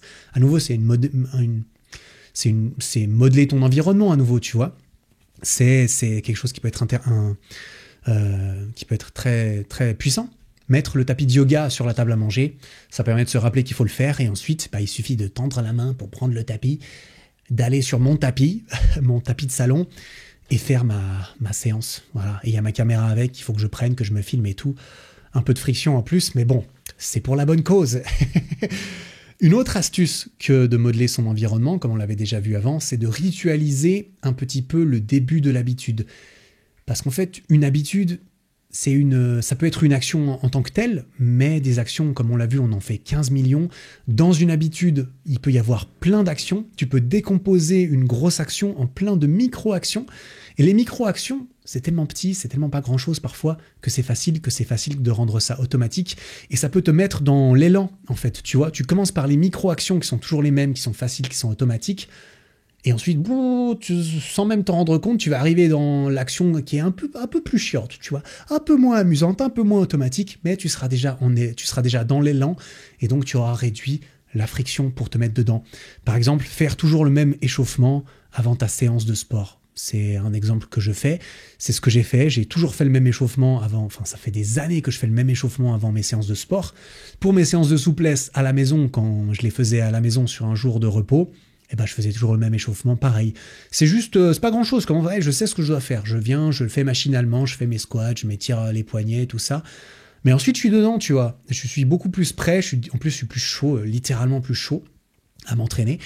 Donc, tu vois, un autre exemple, ça peut être de toujours mettre le même t-shirt que t'aimes bien avant de commencer à faire telle ou telle activité. Ça peut être de toujours préparer le même thé vert avant d'aller te poser pour tes révisions, par exemple à la bibliothèque, toujours à la même place, t'as ta petite place à toi, tu la connais, tu viens, t'as ton thé, tu poses ton thé, tu te poses à la biblio, tu ouvres ton ordi, tu le mets toujours de la même façon, tu mets tes feuilles devant toi, tu mets tes stabilos, tout est là, t'as ton petit environnement, t'as tes petites actions qui ont été faites faciles, bah tout a déjà été préfait, t'as plus qu'à t'y mettre. C'est chiant, mais il n'y a plus qu'à t'y mettre, tu vois. Allez, encore une petite astuce cadeau de la maison qui est présente dans le livre, cadeau de ce cher Monsieur James Clear, c'est que pour rendre quelque chose facile, bah en fait, tu peux juste littéralement le rendre plus facile, tu vois. Par exemple, me taper une séance de souplesse de 30 minutes, comment faire pour rendre ça plus facile? Eh bien, me taper une séance de souplesse de 5 minutes. Voilà, je vais juste faire 5 minutes aujourd'hui. Lire tous les soirs avant de dormir, ben, tu peux simplement dire, ok, ben, je vais juste lire 2 pages. En fait, je vais lire 2 pages tous les soirs avant de dormir. Bah, c'est beaucoup plus facile, on est d'accord. Tu vois, est-ce que c'est trop facile? Est-ce que tu es en train de me dire, oh oui, mais tu es en train d'essayer de me triquer, t'essayes de m'avoir, tu vas me faire croire que, tu vas me dire, ah ouais, mais une fois que tu as lu 2 pages, tu vas plus vouloir t'arrêter. Bah, peut-être, déjà, mais d'un autre côté, t'es pas obligé. Moi, j'aurais même envie de te dire, et c'est ce qu'il dit dans le livre, ben non, tu lis que 2 pages. Balèque. Pourquoi? Non, ne te laisse pas avoir aussi facilement par toi-même. Enfin, tu lis simplement tes 2 pages. Tu fais pas plus. Tu viens, tu te poses, tu lis 2 pages, tu refermes le livre et tu t'arrêtes. Par contre, je suis désolé, mais tu t'es quand même fait avoir. Tu t'es quand même fait avoir parce que tu es venu, tu t'es pointé, t'as ouvert la chose, t'as commencé et tu as fait une répétition de plus. C'est pas une énorme répétition, mais c'est une répétition de plus. C'est une vraie répétition, tu vois. Donc, j'ai envie de dire, vas-y, fais-le que 5 minutes. Pour de vrai, tu ne lis que 2 pages de ton livre. Donc, par contre, on est d'accord, tu vois, lire 2 pages, ça prend pas beaucoup de temps. C'est pas très compliqué si tu sais lire la langue que tu lis. C'est pas grand-chose. Lire 2 pages d'un livre, c'est pas énorme. Et c'est mieux que 0 page. Donc, c'est 100% positif, en fait, de lire 2 pages. Et en plus, c'est trop facile. Eh ben, allons-y, faisons-le, tu vois. On réduit le nombre de pages suffisamment pour que ça semble facile pour soi, sans se mettre aucune pression d'en faire plus. Mais en fait, on va quand même renforcer l'habitude, tu vois. Ça semble tout con, ça semble tout facile, mais on va renforcer l'habitude. Pourquoi? Parce qu'en fait, on va s'entraîner à exploser cet effet de friction. On va s'entraîner à faire le plus dur. Le plus dur, c'est quoi? C'est de lire la 3e page? Ou c'est de se poser dans son putain de lit pour lire la première? C'est clairement la première, c'est toujours ça le plus dur. Le plus dur, c'est de se pointer devant l'ordi pour commencer à écrire la nouvelle vidéo. C'est de se poser sur le siège derrière pour commencer à jouer au piano. C'est de me convaincre d'aller mettre mes fesses et d'appuyer sur la première note qui est le plus dur. Ensuite, les doigts, ils découlent tout seuls et je prends du plaisir. Mais me foutre devant mon piano, des fois, c'est trop dur. Aller dans la douche, juste avant le moment où j'allume l'eau froide, parce que je prends que des douches froides toujours, c'est le plus difficile. Le plus dur, c'est pas... Oui, quand le premier jet d'eau, il t'arrive dessus, c'est pas cool. Les 5 premières secondes, elles sont pas cool, mais ensuite, balèque. La 66e seconde, qu'est-ce qu'elle est plus facile que la 3e, putain? Qu'est-ce qu'elle est plus facile que le fait de se dire, ok, je vais aller dans la douche et je vais prendre une douche froide? C'est toujours ça. C'est venir, c'est show up, c'est être présent au lieu et commencer qui est le plus dur. Et ne lire que 2 pages, eh ben ça entraîne ça. Ça l'entraîne de ouf même, tu vois. Donc n'hésite pas à ne lire que 2 pages, à ne faire que 5 minutes pour le rendre plus facile. Ça ne peut que t'aider à intégrer cette nouvelle habitude. Et d'ailleurs, juste avant de passer à la 4e loi, eh bien évidemment, ça s'applique à l'inverse. Hein. Une habitude que tu veux arrêter, comme l'exemple de la glace par exemple, eh bien tu dois le rendre difficile. Tu dois augmenter la friction du passage à l'action pour arrêter cette mauvaise habitude. Évidemment, tous les exemples s'inversent. On passe à la 4e et dernière loi. On est à quoi? 1 heure, un peu plus d'1 heure, là je sais pas, 1h10 peut-être, par là. Ok, ça va, je vais peut-être pas faire 2 heures finalement, c'est cool. 4e loi, make it satisfaisant. Rends-le satisfaisant, rends-le stylé, comme on a dit, bien sûr. Plus c'est immédiat, mieux c'est. Ah, qu'est-ce qu'on adore quand ça arrive d'un coup comme ça, sans rien avoir à foutre. Nous, on veut des résultats facile, maintenant, tout de suite. On les veut hier, nos résultats, putain. On n'a pas envie d'avoir à commencer quand on les a déjà reçus, tu vois. Le biais vers le présent, c'est un gros problème lié à ça. C'est le fait d'avoir à sacrifier quelque chose aujourd'hui ou à faire des efforts aujourd'hui pour un bénéfice dans le futur. Eh ben, c'est pas facile, sa mère, si je puis me permettre, tu vois. Ceux qui apprennent à repousser la gratification instantanée, probablement réussissent plus souvent, plus de choses que ceux qui succombent plus rapidement qu'eux. Parce que forcément, on succombe tous à un moment ou l'autre. On a tous notre palier de « Ah non, c'est trop loin dans le futur, je peux pas faire ça. Ah non, c'est trop difficile maintenant pour trop peu de résultats demain, peut-être même, ou bien dans 10 ans. » On a tous notre limite, mais on peut entraîner à repousser cette limite, c'est sûr et certain. Rien que le fait d'y croire, je suis sûr que ça rend la chose vraie. Et ça, c'est un truc... Ah, ça, c'est le sujet de l'effet placebo. J'aimerais bien en faire un épisode une fois, ou une vidéo éventuellement, parce que putain, est-ce que c'est stylé comme effet, j'adore. C'est trop bien. Bref, il faut que ça soit satisfaisant, même quand ça va être satisfaisant plus tard. Tu vois, il faut que tu réussisses à rendre la séance de souplesse satisfaisante, même si en fait, ça va être chiant du début à la fin, ça va être inconfortable, surtout du début à la fin, et à la fin, il n'y aura rien qui aura changé. Physiquement, j'aurais pas changé, je ne serais pas vraiment plus souple, enfin... Je peux faire un avant-après au début et à la fin de la séance. Je serai sûrement un peu plus souple parce que je suis chaud, mais c'est tout. C'est pareil, tu vas t'entraîner une fois dans ton premier programme d'entraînement, tu rentres le soir, tu regardes dans le miroir, t'es pareil. Le lendemain matin, t'es pareil. 4 jours après, t'es pareil. Comment faire pour que ça soit satisfaisant alors que les résultats sont plus loin? Il y a différentes astuces, évidemment, et on va voir toutes ces petites astuces. Très cool. La première astuce que tu peux faire, c'est parler avec toi-même. Oh là là, ça y est, il retourne dans ses bails de j'écris des trucs et je me demande pourquoi. Bah ouais, je suis désolé, je vais encore te matraquer un peu avec ça. Gardez en tête le fait que tu seras tellement fier, tu seras tellement content de ton nouveau corps, de ses nouvelles fonctions, si tu te tiens à ton programme sportif et alimentaire suffisamment longtemps. Imagine le truc. Projette-toi un peu dans le futur. Là, maintenant, tout de suite, tu peux te projeter dans le futur et te dire... Oh putain, qu'est-ce que ça sera stylé quand je serai cette personne, tu vois? Pas qu'est-ce que ça doit être cool d'avoir des abdos comme machin. Non, c'est toi que tu vas les avoir tes abdos. Qu'est-ce que ça sera cool quand tu les auras? C'est tellement cool que je vais aller m'entraîner, tiens.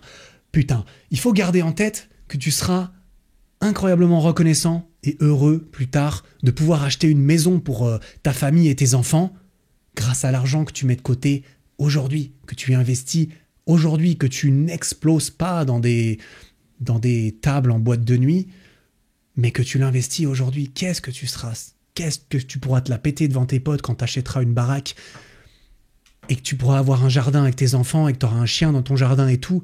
Ça sera trop cool, putain.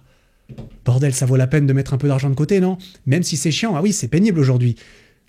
Mais tu peux avoir tu peux auto-créer cette satisfaction de te dire, ah là là, ma vie future, qu'est-ce qu'elle sera stylée, putain. Tu vois, il faut garder en tête que tu seras trop content de pouvoir faire le grand écart n'importe où, n'importe qui, devant n'importe qui aussi, hein, ça compte bien sûr, dans quelques semaines, que tu pourras en faire une vidéo YouTube qui fera, et ça fait partie de ton métier, ça t'aide à gagner ta vie de faire des vidéos YouTube, ça te rapproche un petit peu plus de tes objectifs de vie, possiblement. Qu'est-ce que ça serait stylé? Bon, enfin ça c'est pour moi, tu l'as compris. C'est pour prendre l'exemple de cette vidéo souplesse et des trucs que je me suis dit un peu au jour le jour. Il y a vraiment des jours, mais qu'est-ce que j'avais pas envie d'aller faire ma souplesse, bordel?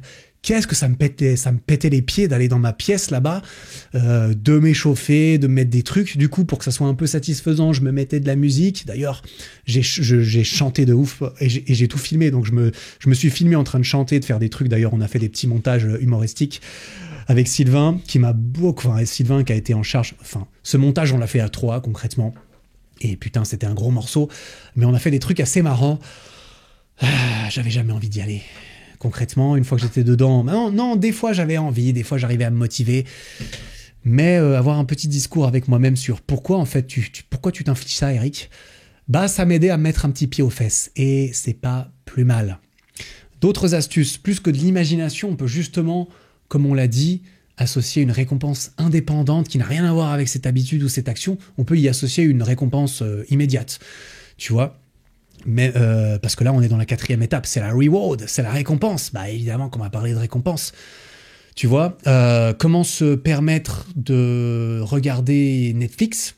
Une fois que la séance souplesse est validée, ou pendant la séance souplesse, c'est satisfaisant de pouvoir regarder Netflix, tu vois. Rien de tel en ce qui me concerne le soir. De pouvoir me poser sur mon canapé, de manger un truc, de regarder The Office ou je ne sais quelle série ou vidéo YouTube. Après une journée bien remplie dans laquelle j'ai fait mon travail, Qu'est-ce que c'est satisfaisant de me poser devant la télé et de rien foutre après coup. Oh là là, c'est trop stylé. C'est trop satisfaisant. Et ça, c'est pas dans 10 mois, c'est juste tout à l'heure, une fois que j'ai fait le taf, tu vois. Juste après avoir fait le taf. Une autre petite astuce, c'est que si on n'arrive pas à se faire confiance à soi-même, par exemple pour se permettre de jouer à la PlayStation uniquement une fois qu'on a fait nos devoirs, eh bien tu peux utiliser la méthode du gardien. C'est aussi quelque chose que dont j'ai parlé dans l'épisode 22. Par exemple, il te rendra tes jeux vidéo uniquement lorsque tu lui auras présenté les devoirs terminés des 3 prochains jours. Et là, tu l'as compris, le gardien, ça peut être tes parents et parfois, t'as même pas le choix. T'as pas le choix, mais ça va te forcer à faire tes devoirs avant de pouvoir jouer aux jeux vidéo. Et ça peut être quelque chose qui va t'aider à faire une répétition de plus qui est « je fais mes devoirs avant mes jeux vidéo ». Je fais ma séance souplesse avant de ne rien foutre sur le canapé, éventuellement. Et en parlant de gardien et donc d'intervention extérieure dans tout ça, eh bien, avoir un partenaire d'habitude, avoir un partenaire d'entraînement, quelqu'un qui va t'entraîner avec toi, j'ai pas besoin de trop te vanter les bienfaits de tout ça parce que c'est juste un truc de ouf, tu vois. Si on se coordonne bien, qu'on s'entend bien et que tout va bien, c'est trop stylé. Il y a 2 personnes, donc il y a déjà cet effet de pression sociale de s'il y en a un qui y va, toi, t'as pas envie de pas y aller déjà parce que, putain, il va prendre de l'avance sur toi. Mais en plus, il va te motiver, te dire, allez, viens, ça va être cool, on va se marrer, on va parler. Oui, t'auras la satisfaction de voir ton pote, de discuter, de faire des choses. Tu as cette espèce de petite pression sociale et soutien mutuel, ce qui va clairement augmenter la motivation d'y aller un petit peu plus souvent et de faire un peu plus de répétitions en la même durée. Et en parlant de motivation, un autre moyen de rendre n'importe quelle action intéressante, eh bien, c'est de rendre n'importe quelle action satisfaisante, c'est de la mesurer. Mesurer ses progrès. Oh, c'est le hack ultime. C'est le hack où tu fous pas grand chose, mais putain, ce que c'est satisfaisant. Et quand c'est satisfaisant, qu'est-ce que c'est cool. Si faire cette action, ça devient satisfaisant en soi de l'avoir fait, en quelque sorte, t'as tout gagné. T'as tout gagné. Et il y a différentes façons de faire ça. Et des façons totalement concrètes. Par exemple, à chaque douche froide, à chaque jour de lecture, à chaque journée que tu passes sans fumer, à chaque séance de souplesse que j'ai validée, eh bien, je peux cocher une case. Tu peux cocher une case, c'est tout. C'est tout, tu peux juste cocher une case. Mais c'est incroyable. C'est incroyable de cocher des cases dans un calendrier. Tu fais des petites croix dans des cases, tu alignes les petites croix dans des cases. La ligne de croix, elle devient de plus en plus longue. Putain, une fois que tu es à 8 croix de suite, est-ce que tu as vraiment envie de casser ta chaîne? Est-ce que tu as vraiment envie de devoir repartir de zéro? Est-ce qu'une fois que tu as envoyé des snaps pendant 148 jours de suite à quelqu'un, tu as envie de pas lui en envoyer un au 149e? C'est le hack ultime que Snapchat il avait trouvé à l'époque pour me faire envoyer des snaps à mes potes tous les jours. Parce que je voyais la petite flamme, 148 de suite. Mais putain, je vais pas m'arrêter. On a l'air de quoi si on rompt notre chaîne maintenant? Eh bien, tu peux faire la même chose pour toi-même. Tu peux te créer ce petit calendrier. Tu peux utiliser un habit tracker, un tracker d'habitude. Il y a plein d'applications qui servent à ça, qui fonctionnent très bien. Mon pote, un de mes meilleurs potes que tu connais très bien, putain, Elio. D'ailleurs, il y a un épisode de podcast avec Elio sur le dev perso qui va arriver, qui est très stylé. Eh bien, Elio m'a montré un truc qui s'appelle Habit Tracker. C'est juste une application sur iOS seulement. Moi qui fais partie de Android, eh bien, je n'ai pas accès à cette application, mais il y en a plein d'autres qui font la même chose. C'est trop stylé, t'as un joli design visuel, etc. Donc tu peux avoir ça sur ton téléphone. Tu listes toutes tes habitudes. Tu as ton petit calendrier automatique et tu coches les cases une fois que tu l'as fait ou que tu ne l'as pas fait quand c'est une mauvaise habitude que tu veux arrêter de faire. Tu coches les cases jour après jour et tu as ensuite une overview, une énorme vue d'ensemble du nombre de fois que tu as fait tes habitudes. Moi, tu peux le voir dans ma vidéo souplesse, bien sûr, j'ai traqué tous mes entraînements. J'avais mon petit calendrier de 31 jours et à chaque fois que je faisais ma souplesse, eh ben, j'écrivais souplesse dans une case et j'ai montré cela également dans la vidéo, les petites cases qui se remplissent et c'est satisfaisant de remplir des cases. Et le but, c'est que ça soit satisfaisant justement. Putain, mais tout s'aligne.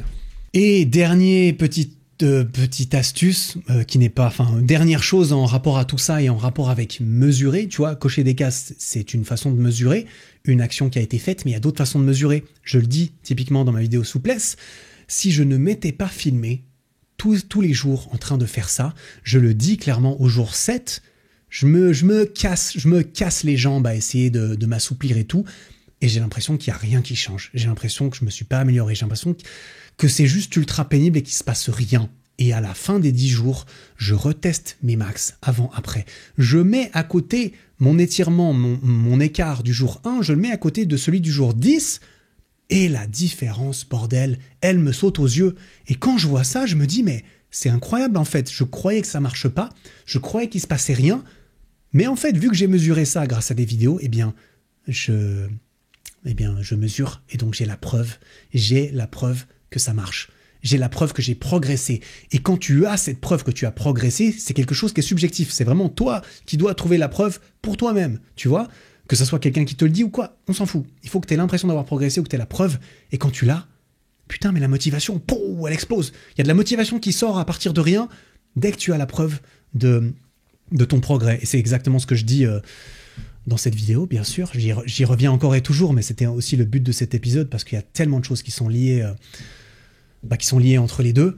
C'est cette preuve que je progressais jour après jour, ou plutôt, tu vois, tu progresses pas toujours jour après jour, mais je mesurais tous mes résultats et donc à tout moment, je pouvais simplement regarder.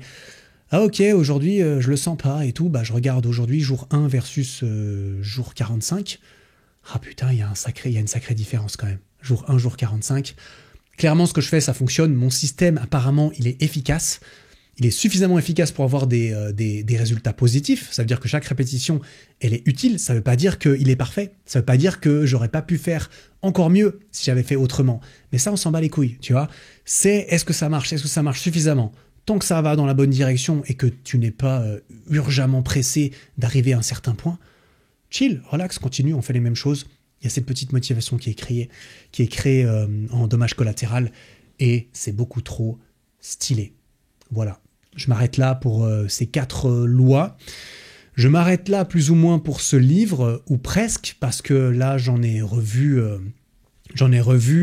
résumé, on dira, ou j'ai repassé sur la grande majorité du livre. Hein, tu vois, ces 4 lois, ces 4 étapes, c'est une grande partie du livre. Il y a encore quelques chapitres à la fin, pas mal de chapitres à la fin, avec des techniques un peu plus avancées, avec d'autres choses, avec des trucs en plus qui sont intéressants. Mais c'est ça que je trouvais le plus stylé. Tu vois, toutes ces petites choses, toutes ces petites astuces, ça veut pas dire que tu dois à nouveau être parfait. Ça veut pas dire que tu dois réussir à tout implémenter. Mais si tu en implémentes juste une, c'est facile. Juste une, non. Juste une de ces petites astuces, tu l'implémentes et tu vois ce qui se passe. Et puis peut-être que dans 10 jours, allez, je vais en faire une deuxième. Je vais regarder une vidéo, je vais voir si je peux pas m'améliorer encore en faisant ça. Allez, aujourd'hui, je décide que je vais écrire mes habitudes, je vais les mettre sur le mur de ma chambre.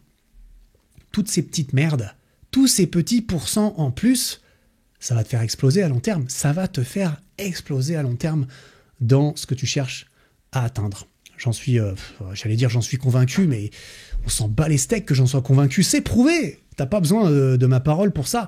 C'est un truc de ouf. Voilà. J'ai encore quelques petits machins que j'ai envie de te balancer. Attends, t'as cru quoi? J'ai encore quelques notes là sur ma page. T'as cru quoi? Que t'allais t'en sortir avec un épisode de moins d'1h30? Putain, mais tu me connais pas encore assez bien, c'est pas possible. J'ai encore quelques trucs que j'ai envie de balancer, parce que j'ai pris des notes, plus ou moins en rapport avec ce livre, ou pas nécessairement, des astuces en plus, ou des trucs.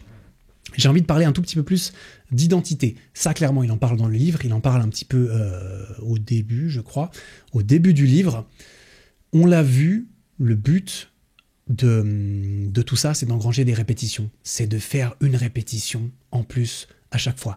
Et en fait, une répétition en plus, c'est un vote supplémentaire pour que cette habitude s'enracine encore plus. À chaque fois que tu fais une rep, tu as un vote de plus, ça s'enracine encore plus. Et au bout d'un moment, les racines, elles sont tellement profondes que ça finit par devenir une habitude impossible à enlever. Et ça devient une partie de toi, en fait. Quelque chose que tu fais inconsciemment, c'est quelque chose qui fait intégralement partie de toi, qui fait intégralement partie de ton identité. Et ton identité, tu vois, c'est quoi ton identité? C'est un peu ta vision du monde, c'est ta vision de toi-même, c'est tes croyances, c'est ce en quel tu crois, c'est le paradigme général dans lequel tu te trouves, c'est ton jugement envers toi-même et envers les autres. C'est un petit peu tout ça, c'est un petit peu tout ce qui te définit. Ça, c'est ton identité. Et ça, tu vois, c'est plus vraiment une action ou une habitude à proprement parler, c'est vraiment qui tu es Et qui tu es, c'est quoi? Ça dépend de quoi qui tu es? Ça dépend majoritairement de ta génétique, ça dépend donc de tes parents, ça dépend de l'environnement dans lequel tu as vécu, aussi bien géographique que social, et enfin, ça dépend de tes habitudes, ce qui est parfois le facteur identitaire le plus facile à modifier. Changer tes parents, ça va être chaud, qu'on se le dise, on se l'est sûrement tous déjà dit, j'espère pas trop. On peut pas changer nos parents. Changer notre situation géographique et notre environnement social, on peut le faire. C'est un peu plus chaud. C'est quand même assez hardcore parfois. Tu peux pas aller habiter où tu veux. Tu peux pas nécessairement rencontrer les gens que tu veux. C'est pas toujours facile de dire au revoir à quelqu'un qui peut-être a une mauvaise influence sur toi. Les habitudes, les actions au quotidien, les petites actions au quotidien qu'on fait, chacune des personnes qui écoutent ce podcast, moi le premier, on a le contrôle dessus. On a le contrôle sur une grande partie d'entre elles, clairement. Et on ne peut pas changer nos parents, mais on peut changer ce qu'on fait au quotidien, ce qui va changer nos habitudes, qui est un des facteurs les plus importants qui va déterminer qui on est en fait. Et donc je trouve ça tellement stylé que je n'aime pas le discours qui est « Ah, lui il est comme ça, il changera jamais ». Ah, mais il y a des gens qui disent « Ah oui, c'est comme ça, les gens ils sont comme ça, lui il est comme ça, ah non, c'est son caractère, c'est son machin ». Mec, je suis sûr ton caractère, oui, il y a une racine, il y a une fondation de comment tu as été éduqué, de qui tu es, de ta biologie pure et dure. Il y a aussi beaucoup de choses que tu peux changer, j'en suis convaincu, et si tu en es convaincu, toi aussi, il y a beaucoup plus de chances que ça se passe. Ce qui est tout l'inverse de l'opposé. Si tu es convaincu que tu pourras jamais changer, bonne chance. Bref, une fois enraciné, ça devient une part de toi, de qui tu es, de ton identité. C'est comme ça pour le sport chez moi. Tu vois, je suis quelqu'un qui s'entraîne très régulièrement. Je suis quelqu'un qui s'entraîne tous les jours. Je suis quelqu'un qui va à l'entraînement.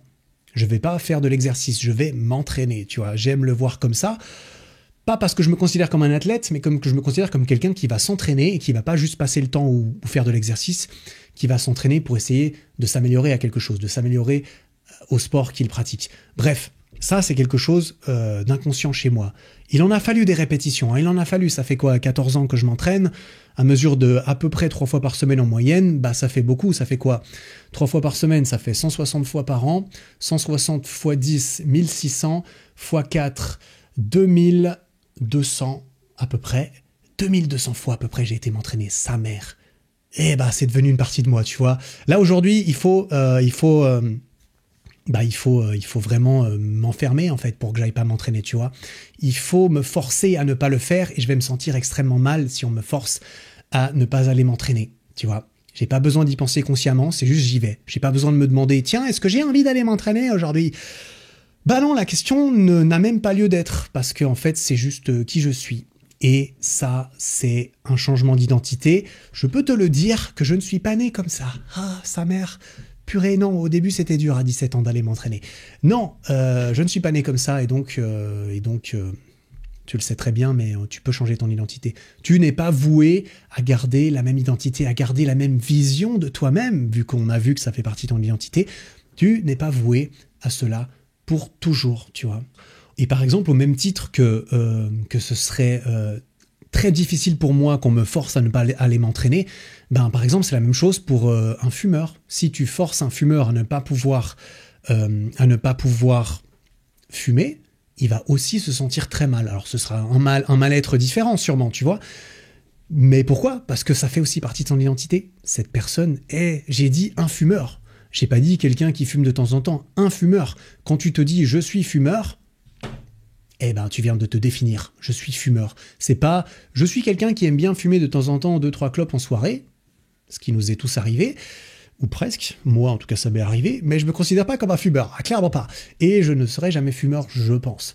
Donc, tu vois, ça peut être positif, ça peut être négatif. Une fois que c'est ancré dans ton identité, et ce qui est sûr, c'est que c'est pas facile. Je vais pas te mentir. Est-ce que c'est facile de pouvoir aller au sport sans rien faire quand tu l'as fait pendant... Est-ce que c'est possible d'aller au sport tous les jours régulièrement alors que tu l'as jamais fait de ta vie? Ça va être super dur. Est-ce que c'est facile d'arrêter de fumer alors que tu as fumé tous les jours pendant les 12 dernières années? Non, ça fait partie de ton identité, donc ça va être extrêmement dur de changer. Ça va être extrêmement dur de changer sa propre perception de soi, mais c'est complètement possible, tu vois. Si toute ta vie, tu t'es dit « je suis quelqu'un en surpoids », mes parents sont en surpoids, mes grands-parents sont ou étaient en surpoids, mes frères et sœurs sont en surpoids, je suis en surpoids et je serai en surpoids pour toujours. Je pense pas, tu vois, je pense pas. Je pense qu'on peut toujours évoluer, qu'on n'est pas condamné, que la génétique a une part là-dedans, elle a une part dans ton identité que tu ne pourras pas changer.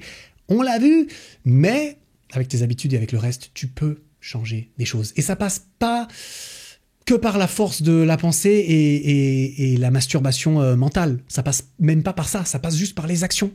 Ça passe par ce que tu fais. Les actions qu'on se voit faire nous-mêmes déterminent tout. Et influencent absolument tout. Notre perception de nous-mêmes, y compris. Quand on se voit faire quelque chose, peu importe qu'on ait l'habitude de le faire, peu importe qu'on aime le faire, ou que ce soit nous-mêmes qui ayons décidé de le faire, ça va nous influencer. Et on va de plus en plus y croire qu'on est quelqu'un qui fait ça, tu vois. Trouve quelqu'un que tu veux être, imagine quelqu'un que tu veux être. Quand tu dois faire une action ou prendre une décision au quotidien pour peut-être essayer d'aller à l'encontre de ton identité, eh ben tu te poses la question, cette personne que j'admire, cette personne que je veux être, quelle décision elle prendrait à ma place ici? Qu'est-ce qu'une personne qui n'est plus en surpoids et qui est bien dans son corps et qui est contente aujourd'hui, qu'est-ce qu'elle ferait à ma place maintenant? Ok, je pense que tu as trouvé une aide pour répondre à ta question et ensuite, t'as plus qu'à appliquer. Tu peux appliquer cette réponse, peu importe, tu peux l'appliquer, aveuglément.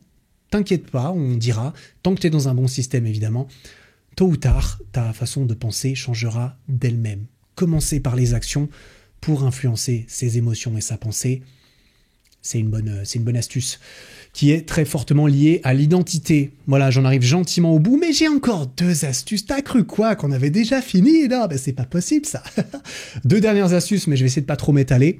C'est juste 2 petites notes que j'ai mis, donc ça, sauf si je m'étale de ouf, ça devrait pas durer très longtemps, mais je suis capable de m'étaler assez bien quand même, je crois. Eh oui, maintenant j'ai le grand écart, je peux m'étaler en long, en large et en travers.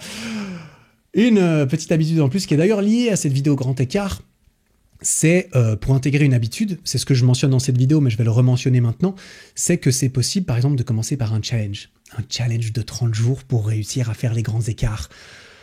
Mais quand tu fais un challenge de 30 jours, c'est un peu comme faire un régime, tu vois. C'est quelque chose d'extraordinaire. Le but, c'est d'y arriver le plus vite possible et donc d'utiliser parfois certaines méthodes qui ne sont pas nécessairement les méthodes les plus soutenables à long terme. Et je m'en suis bien rendu compte au début de ce challenge. Là, clairement, ce challenge, c'est un petit peu un sprint. Au début, tu vas vouloir courir le plus vite possible pour arriver le plus vite possible à un certain stade.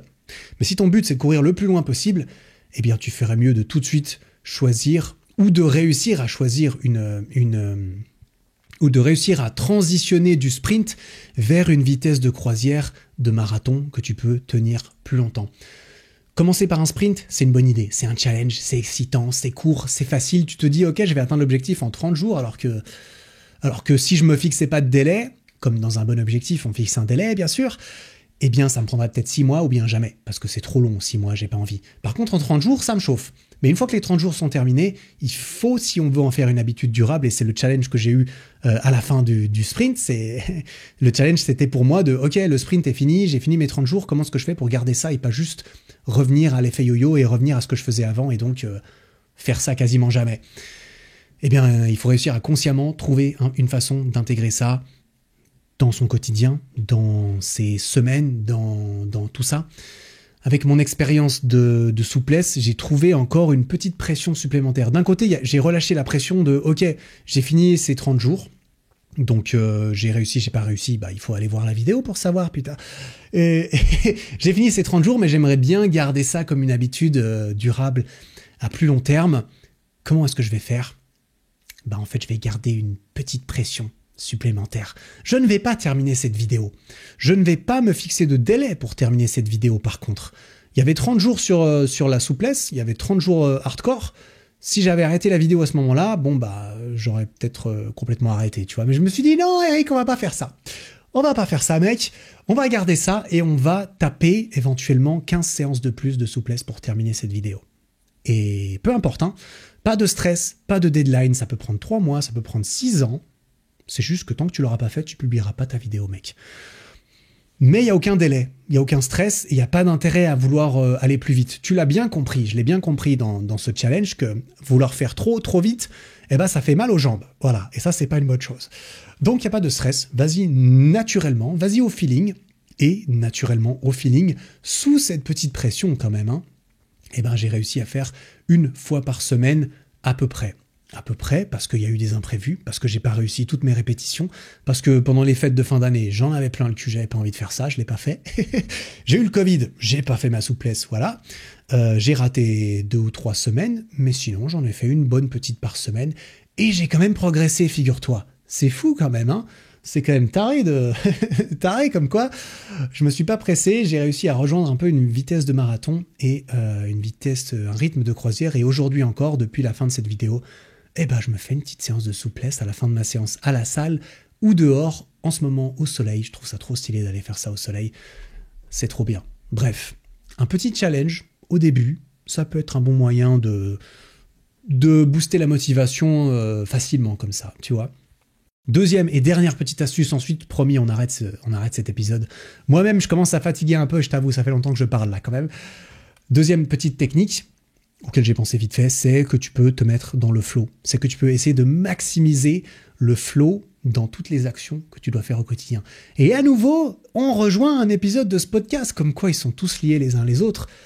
C'est fou ça, incroyable. C'est quoi? C'était l'épisode 35 sur le flow, le flow et les 8 conditions pour l'atteindre, un truc du genre, ça ressemble carrément à ça. C'est le flow, c'est vraiment cette expérience, il faut que tu ailles écouter l'épisode, cette expérience trop stylée où tu perds un peu la notion du temps, tu t'es tellement plongé dans l'activité que le temps passe vite, que ça t'amuse, que tu t'améliores, que tu progresses, que tu fais une répétition en plus. Et si tu arrives à transformer un petit peu ces actions que tu veux, qui t'amènent à une habitude, en une expérience de flow, et ça c'est dans ton pouvoir à nouveau, eh bien ça peut être possible.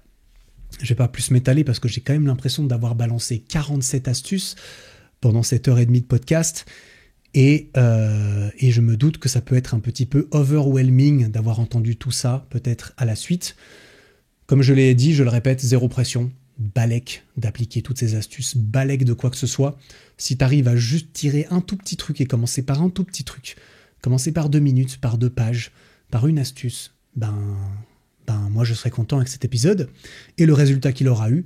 Et toi, j'espère que tu seras content également et que tu en as tiré quelque chose d'intéressant, d'applicable, d'utile qui pourra te servir dans ta vie. C'est tout ce que je souhaite avec ce putain d'épisode d'1h40.